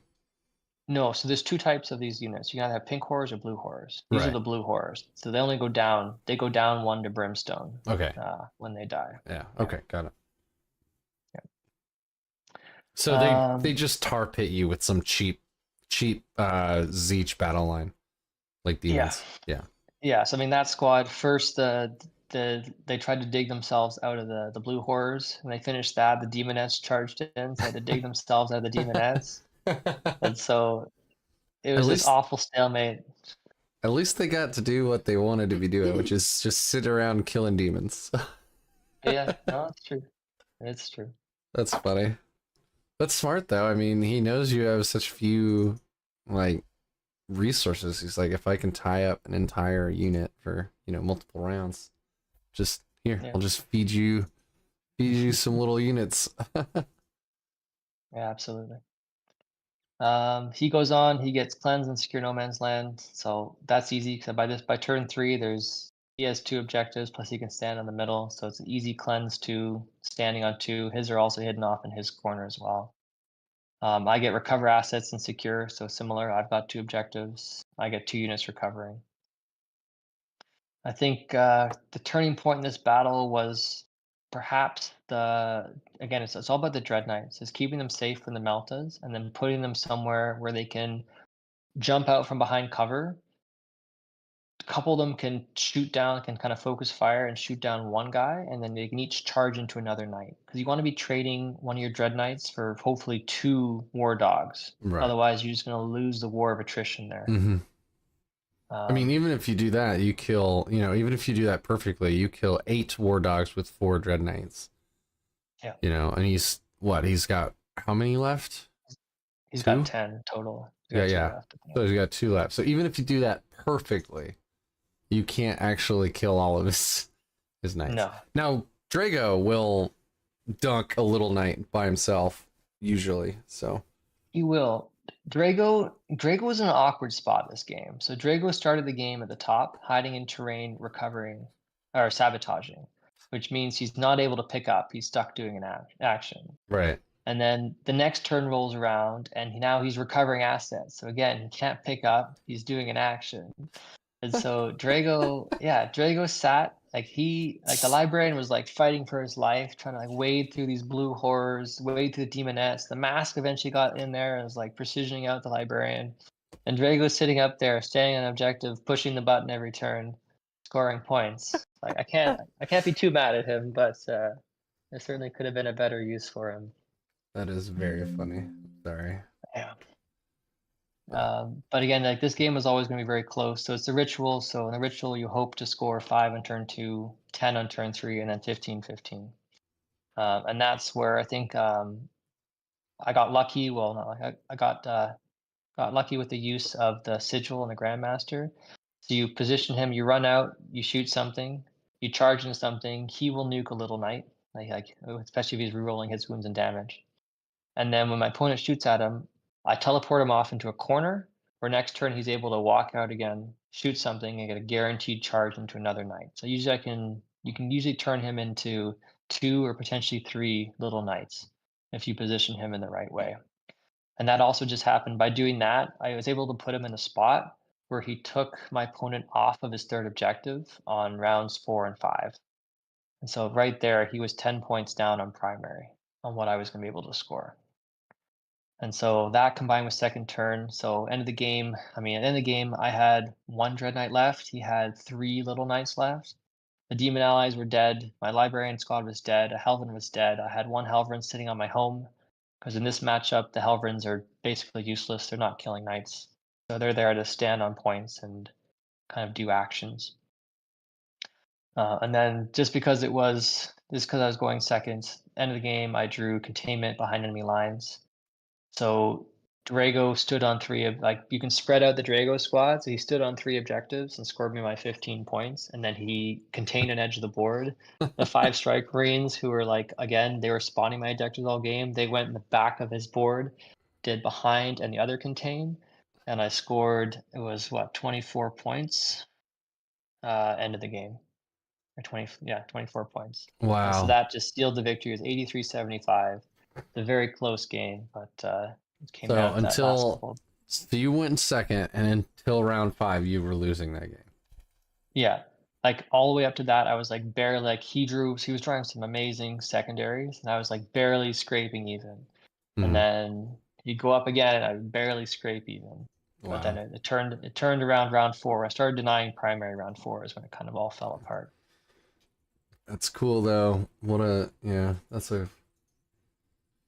I like those close games, man. Like the games where you win, with one desperate play or even by 3 points. Those always stick in your mind where no blowouts might stick in your mind too, but it's for a completely different reason, right? 13 to 100 is not No, does not feel good. I find you learn the most in the close game. So if you win the game by 3 points, in your head you're had I not done XYZ, by doing these couple little things, that's the only reason I won this game. If you blow out your opponent, you're well, you could have done everything wrong and probably still beaten your opponent in some of those situations. Yeah, it's true. Yeah. And then or when you're opponent, if you're playing your buddies who are equally good or better than you, and it's you lost this game by 3 points because you didn't do this, and this. If you did that, you maybe would have won by 2 points, Yeah. That's how you learn for sure. So Damned Legion has a question in chat, which reminds me, guys, we're coming to the end of the planned content. So if you have questions, jump in. That's why we do this live. Otherwise, I could pre-record this and make a very nice, edited video with cool transitions and stuff. But instead, you get our live asses. So talk to us. Now I totally forgot what my train of thought was. What was it? I'm sorry. Favorite game, favorite matchup? Yes, favorite game, favorite matchup of the GT, I'm assuming. Honestly, it's game 4 versus the Aeldari. So that's always a good matchup. That's a matchup that I like, is Grey Knights. Yeah. He was able to make it quite it's difficult. So I've never played into the Falcons before. I'm used to seeing the tanks that link together. I remember fire prisms. Oh, the fire prisms. Yeah. Yeah, I'm used to fighting into the fire prisms. Who honestly, I think they have less. They have less output. I think they have 2 bright lances versus this. The Falcons have got this 3 pulse laser shots and a bright lance on top of it. And so that had me very worried about just they could pick up knights, the Dread Knights, with little effort. The Falcons are annoying in that matchup because they're a Rhino plus. You know what I mean? They're faster, just as tough, They have better guns. I know they're more shockingly expensive, but cheap. They're so cheap. They're 130 points. yeah, It's I mean, like, which is more than a rhino, but like, yeah, yeah, it's like like I wish my even if I rhino was kill that them, good. it's like he's not even losing that much if I kill the falcons. Yeah, that's true. Yeah. I mean, like you said, right? That's a little more than one librarian, which can Yeah. which can kill himself in your turn. Oh yeah. Funny. All right. So Stefan from One Last Blade is on the Razorback train lately. How do you feel about Razorbacks? I was I was getting just excited. I saw some people playing with them. I was excited to play them right before they nerfed indirect fire on the flamers. So it was Razorbacks with the Yeah, Purgators inside. yeah. So I played a couple games on TTS with that, and I was having just a blast. So it was like I was running all flamers. So it was like a Redeemer, 2 or 3 Razorbacks full of Purgators, and you just drive up and you just flame them off of the midboard. I was having a lot of fun with that, and then And they took it away. a 10-man paladin brick with 6 more flavors in it. Yeah, yeah, Just throw in as many flavors as possible. yeah. That's funny. Uh, I was having fun with that, but then I just I don't know what unit to put inside the Razorback. I don't know what it is because the side cannons from the regular little side cannons, Yeah, AP1 is just not enough. Like they just don't hurt things. You go into I Armor of Contempt and you're not killing Marines with them. I So agree. Yeah, yeah, it feels. I mean, -1 AP not ignoring cover just means like usually a squad also just has cover. yeah. You know, like so now they're on a 3-up. You know, it's pretty rough. I guess Stefan's been sticking strikes in the Razorback to give him scout. um,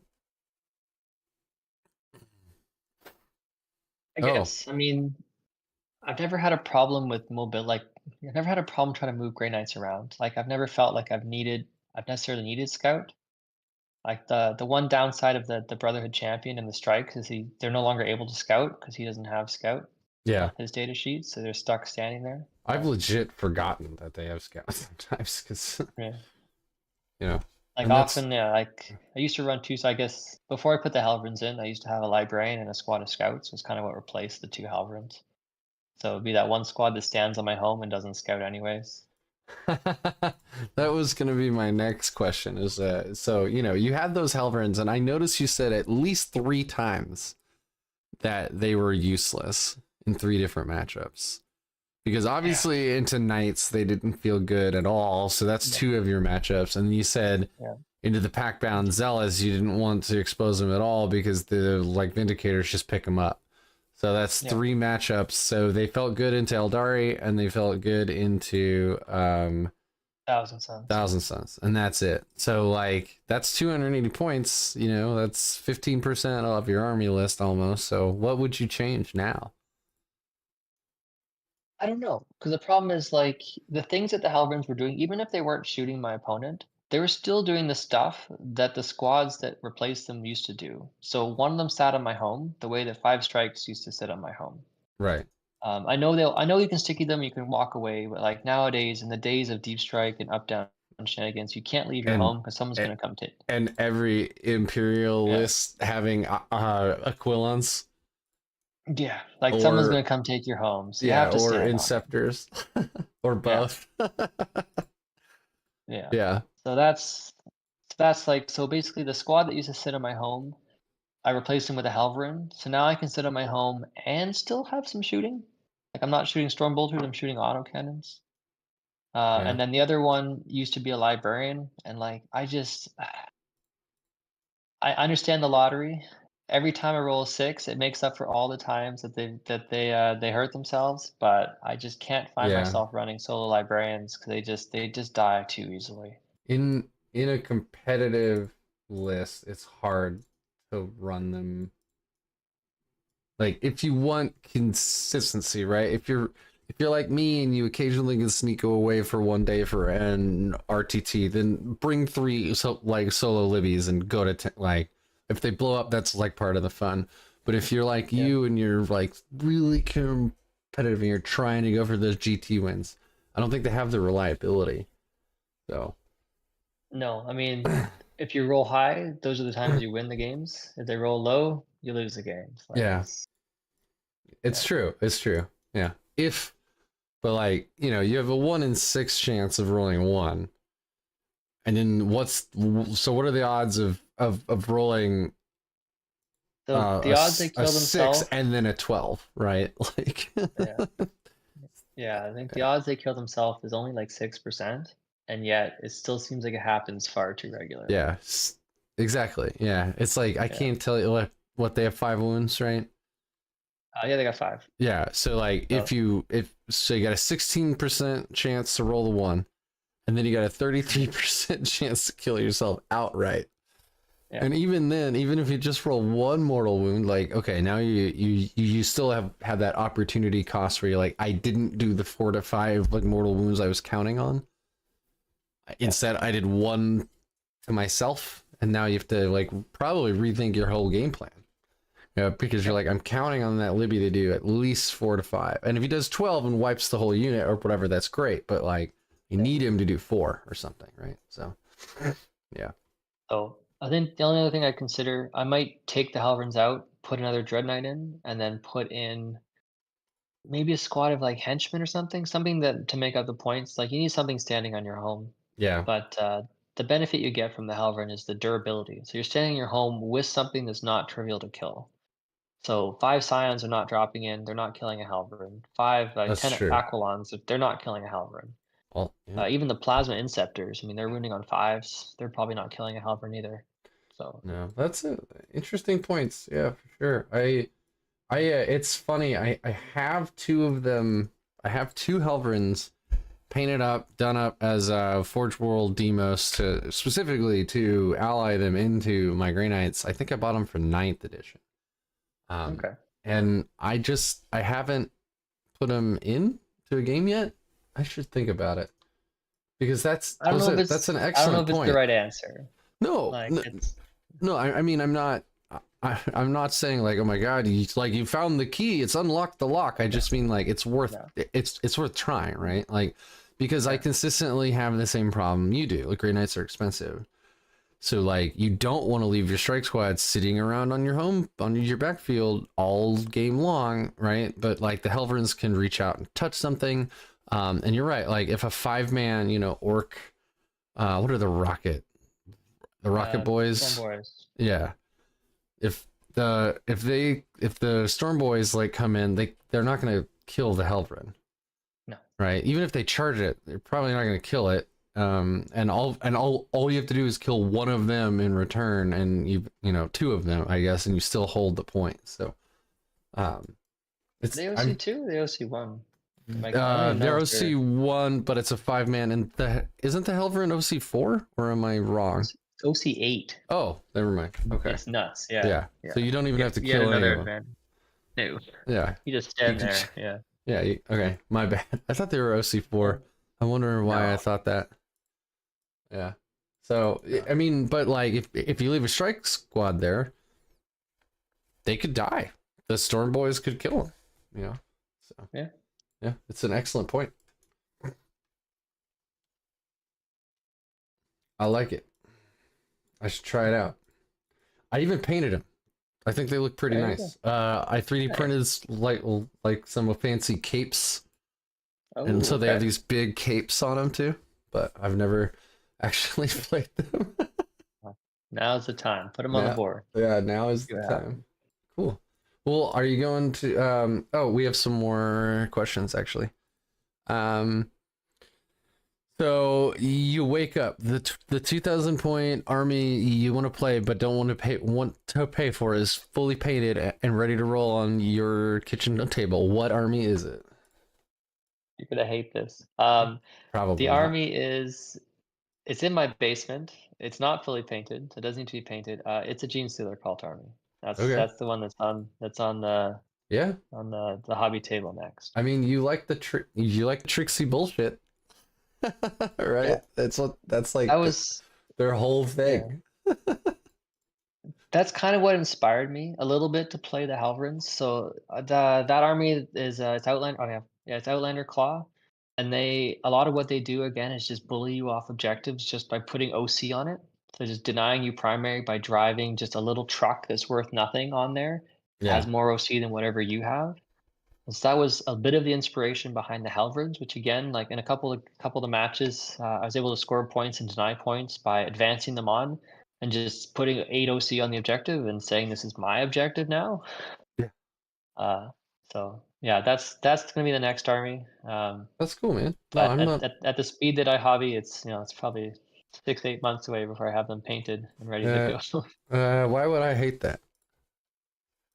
um, in the meta, people are unhappy, so they shot from being like they had this again. They had a really low win rate Yeah. until a few people online told people how to play them, and Right. then their win rate shot up right at the time the last data slate or last field manual came out. Yeah. And then the field manual dropped points on almost all the units in the army that made them even cheaper and even Oh, better. I see. Okay. And so now I think they're at the top of the meta right now. Their win rate's 58, 60% kind of range right now. So they're kind of the boogeyman out there that people are upset with. And so I think coming December they're due for a nerf. Um, Yeah. but it'll still be a lot of fun. That's very funny. Yeah. I don't know. I mean, I I have, I have Grey Knights, I have Death Watch, RIP, except for in December, maybe they'll be back. I don't know. But I can always run my Space Marines as whatever. I'm gonna hobby them forever as Death Watch though. Okay. I got some demons, I got Death Guard, like I got Canis and 2 Armigers, so I'm starting Imperial Knights by proxy, I guess. Hey, Christmas box. Want more yeah, knights? there you go. I got some Votans, so like at least I'm at the point where it's like there will probably never be a point in time where like every army is bad. No. Like I'll be able to play one of them and they'll be No. good, but man, do I love my Grey Knights. Like they're just yeah. I What's love on it, your the kitchen elite table? teleport. Yeah, what's on your kitchen table? So you wake up in the morning, 2,000 point army.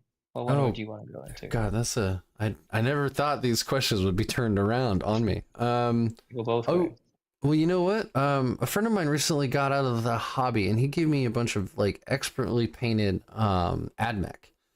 But it's not 2,000 points. Like he started hobbying it up and like building it up. I think I'd love to have like a full ready to rock AdMech army that was like exquisite, like just exquisitely painted.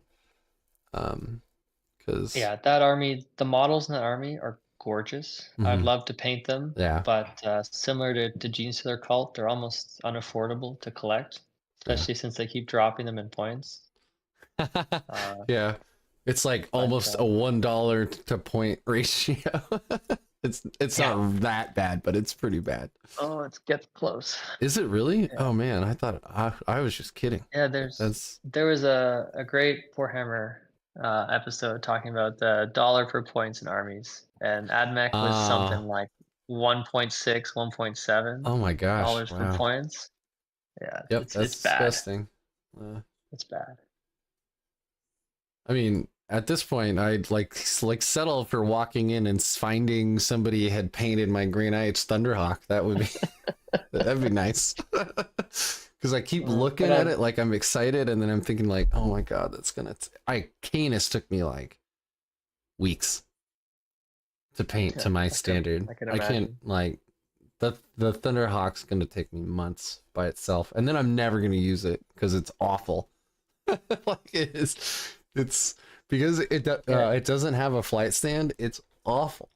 Oh no! You play it like a giant tank. What's the point? You gotta find. It's gotta be something 3D printed you can get to put it up in the air. I actually made a flight stand for it for like display. I used like a wooden awards like plaque, and I just I 3D printed a base cover to go on top, and then I bought an acrylic rod. It's like a 1-inch clear acrylic rod, but so that looks great. But then like some tournaments are like, sorry, the rules say it doesn't have a base, so you have to just play it like a tank. Some Oh, God. tournaments will let you use a Yeah. flight stand that you made. But yeah. Oh boy. Oh, Aaron's trying to tell me how to do exactly what I've already done. The chat is delayed by like I think 6 to 8 seconds or Fair something. enough. Anyway, At least yeah, they're helping you. yeah, Giving you they good are advice. helping. Aaron's a great guy. Any other questions that I missed? It looks like they're all. My buddy Ed plays GSC, and let me tell you, they're bullshit. They're Yeah. very strong.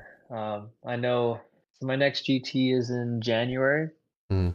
And the folks that turn up to that one are some of the best players in the city. And there's a Grey Knight player, or sorry, there's a GSC player running Outlander Claw who's won the last couple. So that's kind of that's the boogeyman of the next one for sure.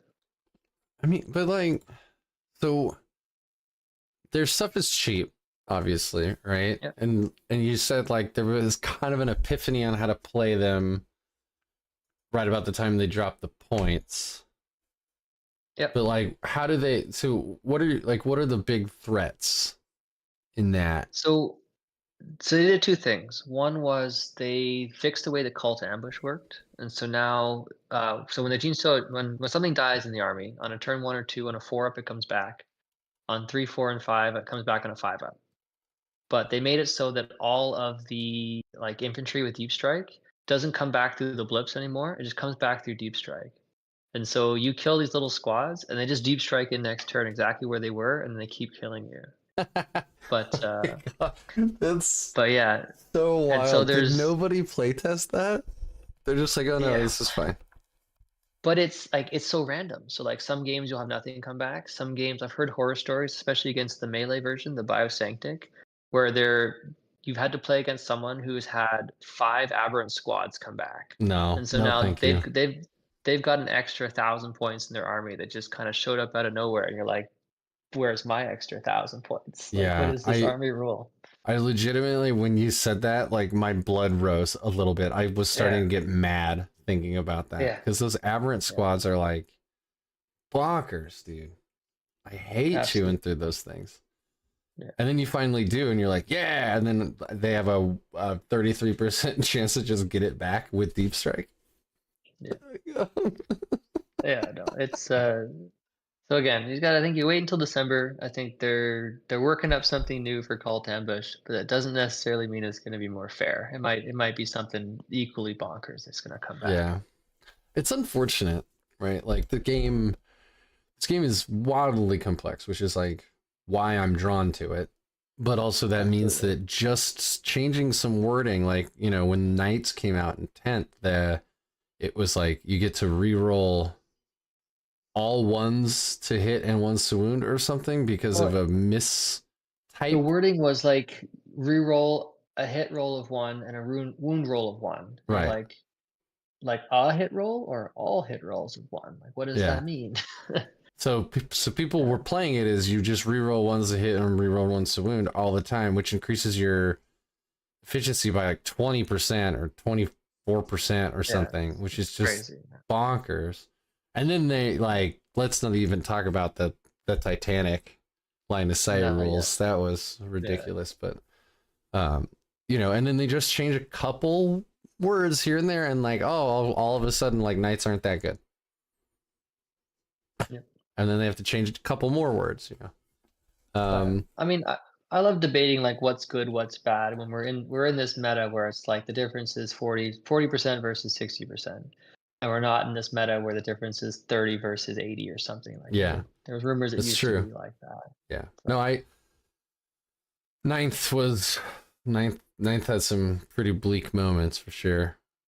yeah. But I mean, this is like a wild one-off, but Votan hit, and they were nerfed before their codex was usable because people were doing like bat reps with preview copies of the codex, and they're like, this Yeah. this like judgment token thing is absolutely bonkers, guys.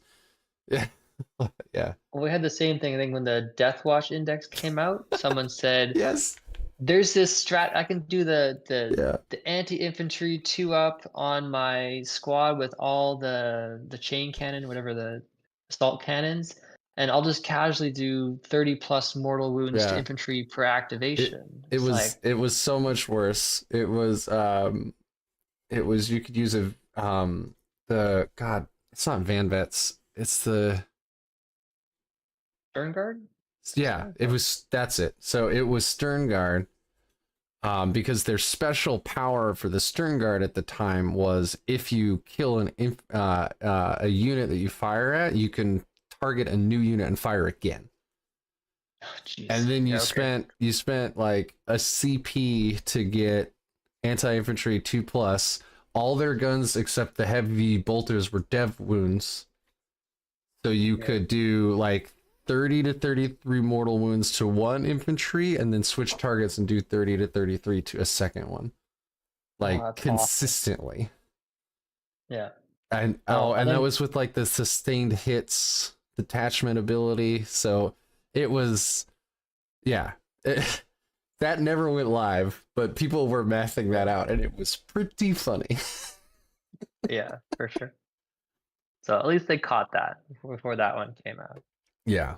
Yeah. But I mean they didn't catch that. Like the community caught that. And then they were like, "Oh my god, that's oppressive." Like, yes, it was. And that you could also use the special issue ammunition strats on the what's the Nerf gun? The Desolation Marines. Oh, yeah, those guys. Um, and that was also insane. So like you'd see Death Watch lists when 10th hit that were like 3 10-man bricks of the Desolation Marines, and nobody could interact with them, and they'd kill anything that they Oh, targeted. Yeah, that was yeah. really healthy Since for the meta. they figured out a bit about indirect fire since then. But, Yeah. yeah. All right. Well, let's see. Any more questions I missed because I was just blabbing? Oh, did you want to talk about that new unit, the new kill team that they gave? Yeah, yeah, we could do that. Let's So I've fire been that up real quick. in the context of balance, we keep having these kill team units pop out of nowhere with some weird and wild and wonderful rules. Yeah. So yeah, the new hotness is the Nemesis Claw released today, and I was curious to see what your thoughts on that are. Yeah. So I was about to go live. I think it was 20 minutes before we were gonna go live, and one of my Discord members is like, "Oh, we should talk about this new Chaos Space Marine unit." I was like, "What Chaos Space Marine unit?" So I found the data slate. Here it is. It's called the Nemesis Claw, and this is a kill team that they gave 40k rules to, right? Yeah, Yeah. so it's So a Night Lord's kill team. yeah, I mean, cool models. If you're into bat wings for helmets, I guess I'm not, but like some people are.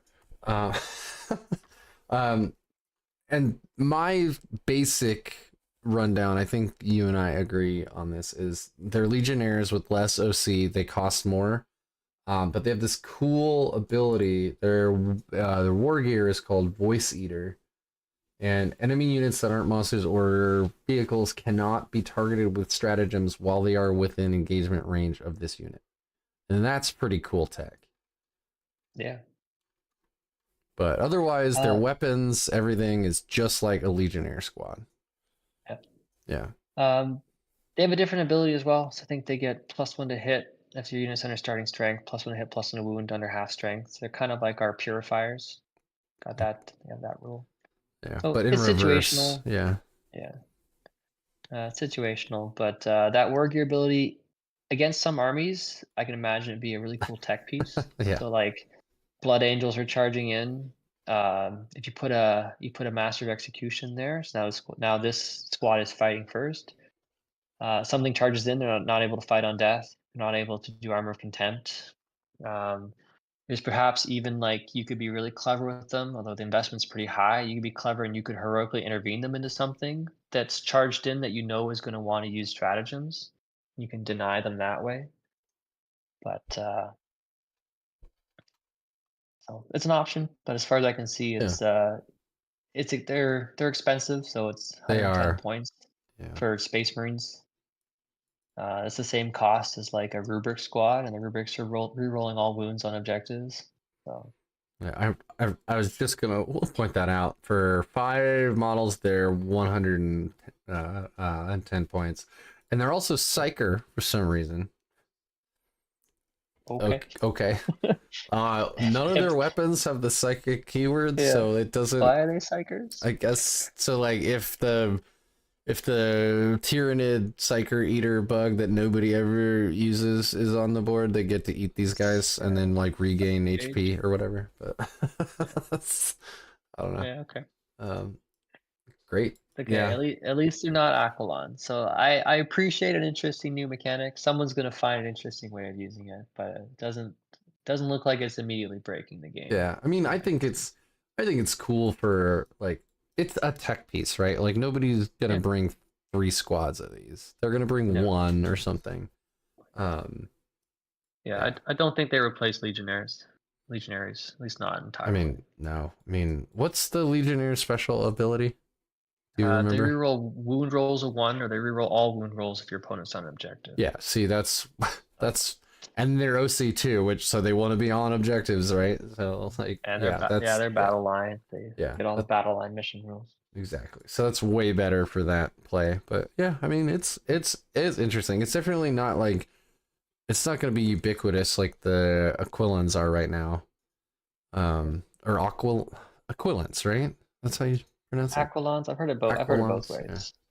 yeah. I would. I just always want to call them Aqualungs, but Yeah. yeah, it's neat. I'd rather they add units like this than units like 3-inch deep striking, moving your opponent's movement phase. It's just like Oh, it's even the other ones. Like everyone was focused on them. No one really noticed that the Vespid came out, and like they've been popping up in Tau armies. So they have mm, the same. The end of my turn, they go up in the air. They come down. They do objectives. Like yeah. these like, and they're like 55, 60 points for the Vespid, and they shoot remarkably well. They've got a lot of AP on their guns. It's So because Tau aren't everywhere where Imperial armies are everywhere, right? Guard oh, can bring them, Knights can bring them, Grey Knights no, can. Aquilons are just guard. It's a guard unit. It is only guard. Okay, I thought they were allies for some reason. Okay, No, never mind. no. I'm wrong. They're making guard better when guard just got a glow up with their new army rule, and then their tank commanders just got better as well. Yeah, they So it's did. kind of this trifecta of an interesting place for them. All right. I'm okay. Yeah. Aaron is about to pick up what you just put down. I honest to God thought that they were Imperial allies, but They'd be in my army. Let's be yeah, serious that's what about I'm that. saying. Like they're I'd play them. ridiculous. I'd play Yeah. them. So, However. but yeah, Vespid. That's an excellent point. Oh, that's okay. Maybe one day we'll get a Grey Knight kill team. It might do something fun. So actually, there was a question I wanted to ask you about what you'd like to see change to Grey Knights to kind of hopefully bump us back up to that. Because for like the last 6 months, we were almost perfectly 50%. Yep. So what would you do to like bump us back up It's a to that difficult, 50%? yeah, it's a difficult question. So I keep hearing people suggesting that, like, all right, Nemesis Dread Knights, you gotta give them strength 12 on the side cannons. I'm opposed to that. Like, if the Nemesis Dread Knights are already 205 points, like if you make them stronger, their points go up. And now, like, I'm throwing Land Raiders around the board, and like that are still relatively easy to kill. So if anything, like I want Games Workshop to give strength back to the rest of the army. I want them to potentially bring down the point cost of the Yeah. little guys even further. I honestly I- expected that in the last points update. Like I thought Terminators would stay where they were, and I thought power armor would come down a little bit. Yeah. Not a huge amount. Like I don't think we need 100-point strike squads, but like 110 might be nice, or like 115. Yeah, 110 It's I think would be nice. it's tough though, because the problem is like if they give us 110 point strike squads, then your list gets 40 points, like 30 points cheaper, and you get an enhancement. Like, is that enough? Like, it doesn't Yeah, really do much. that's an excellent point. But if Yeah, interceptors came down 10, 15 points too, right? Like now maybe now you don't bring 3 strike squads. Now you bring a strike squad and 2 interceptor squads, you know, and that opens up some other play. yeah, Um, yeah. I used to play is that enough? interceptors are wild. They're a lot of fun. Yeah. But so no, I feel like we just need one more unit, like one more unit of strikes or something, strike equivalents, just to Hmm. give us a little bit more durability against the mission play. Because sometimes, like the best, like when I go after Grey Knight players, like I haven't played the mirror match too much, but honestly, I ignore the Dread Knights and I pick on the squads that are scoring points. So you Oh, go after the absolutely. Yeah. strike squads, and like you make it so that they have to start doing objectives with Dread Knights. At that point, it's pretty dire for them. Yeah. I mean, in the Eldari matchup, I'm firing at everything on a bike first. Yeah, Like I'm killing the bikes. absolutely. They're only T4. Like Stormbolter are pretty good anyway. But that's the stuff that they bought. They brought the 3 bikes to go out and do engage. Or Yeah, do oh, action. absolutely. So then somebody actually asked up here about how do you guys feel about purgation squads, and we talked about it a little bit, but Yeah, I mean, to continue your kind of thought here, I think where Grey Knights need to get a little bit of love is in the Purgation squads and the Purifiers. Like, the Purifiers are they're not worth playing without Crow, but you it's can only have true. one of him, so to play Purifiers, you're forced to play the whole package. You're forced to play, Yeah, it's what's like it, 240 points? 335 points, I think. Yeah, Yeah, yeah. something And like that. yeah, and like that's a really fun unit. They're good at killing anything that's not power armor. So anything power armor with armor contempt, and you're not killing it and shooting. But they're pretty deadly in melee, especially when they start getting +1 to hit, +1 to wound. But that package just needs to be a little bit cheaper. It just doesn't fit right now. It's just a Uh, little bit too expensive for what it does. And or I'd like to see a benefit, like bring down the point cost in 5-man purifiers, 5-man purgators. Like encourage people to run little MSU sorts of these types of yeah. units. See Well, what that can do. yeah. I mean, nobody's bringing 10-man purgs unless they're trying to do that weird bro champ combo that some people swear by. Because you don't get extra heavy weapons with a 10 Oh, versus it's 5. true. Yeah, Very but true. yeah. Um, Yeah. And I will get to you, Aaron, with the Death Watch. I promise you. I do love them too. But yeah, I think you're right. I think it's just like, yeah, I don't like the 6 Dread Knight lists. I don't think No. that feels like it's Grey Knights. I know it's good. It's especially good in like a tilt list for teams, right? You Oh, bring like absolutely. 3 Libbies, 6 Dread Knights, and a Strike Squad, and you just have like maximum ultra violence. Like I get it's Yeah. good, but I want to see more power armor on the table. I don't want to see Dread Knights get better, unless I would actually love it if they gave like the Grandmaster like epic hero, made him like 450 points, and then made him a 450 point data sheet. That would Cool. be cool as hell. Like Phoenix Rex. Yeah. like a Shalaxi, Okay. like that good, like really good.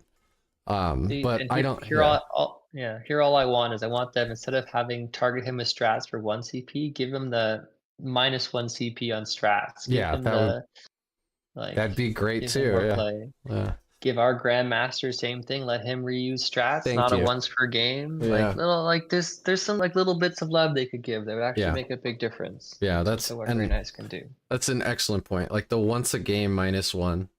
When you look at like a Blood Angels captain can just Yeah. save them 5 CP throughout the game.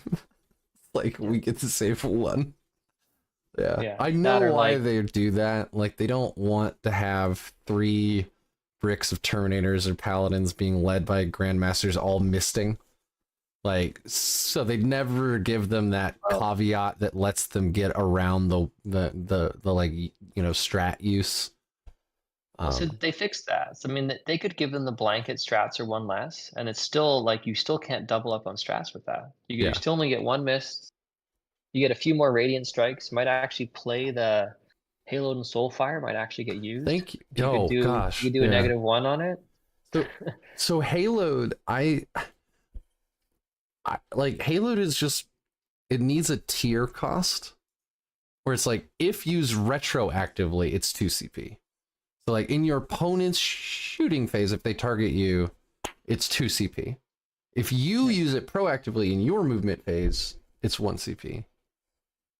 Yeah. Like that would fix Halo instantly. If I could retroactively not have like a 10-man Terminator blob get shot by 2 Forge Fiends by spending 2 CP, you bet your ass I would do that. Oh, yeah. Right? Like, but I probably don't have it, you know, in the previous turn because we're Grey Knights, we use it all for mists. Yeah, no, I mean, Yeah, that's the other thing. You could give us a character that generates CP. that, yep, Like, that's that would true. be a huge thing for Grey Knight Army. Interceptor character would be dope. Yeah. Yeah. Yeah. There's little things. Yeah. So predictions on the Death Watch reveal, and I know we just broke the 2-hour mark, so we're gonna start closing stuff down here. Sure.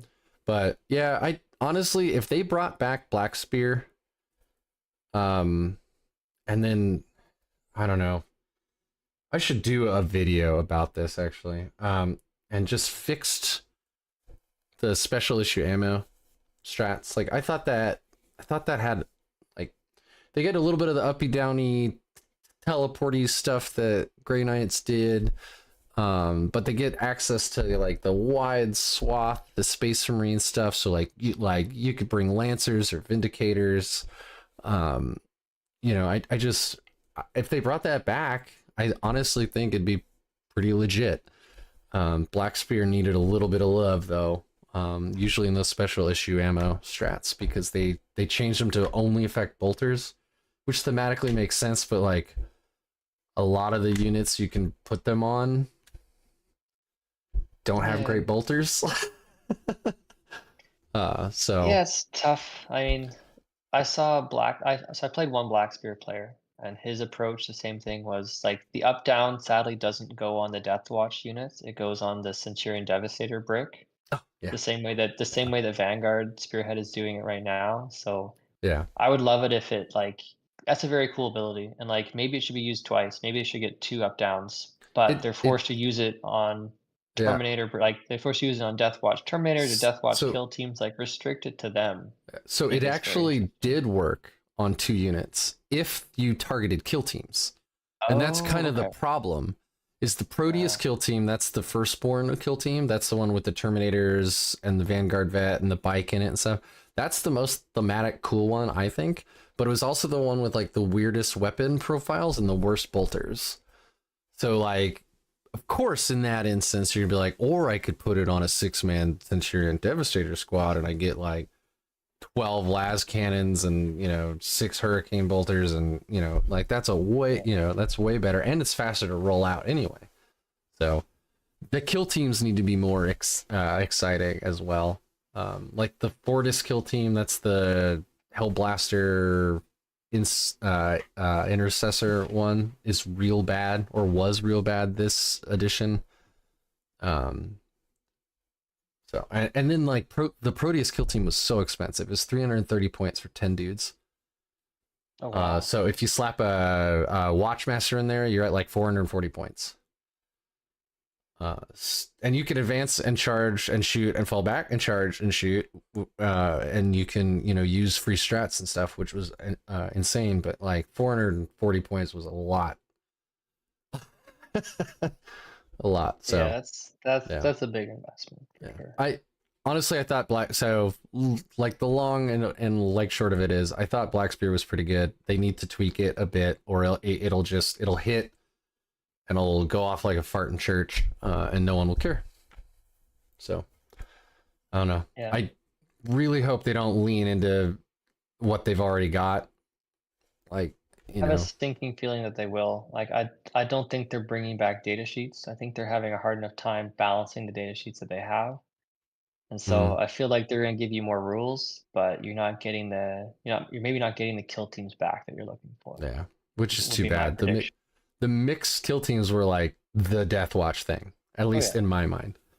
So yeah, like, no, definitely. you know, like the weird movement stuff you could do. So the bike could move like 14 or some, and your Vanguard vet could move 12, and then your like guys on foot could move 6, and your Terminators are moving 5, but you could string them out, and you could like theoretically the whole unit moves about 9 inches every turn, which is surprisingly fast, and people don't realize, oh, the biker can actually move through walls because he gets the infantry keyword.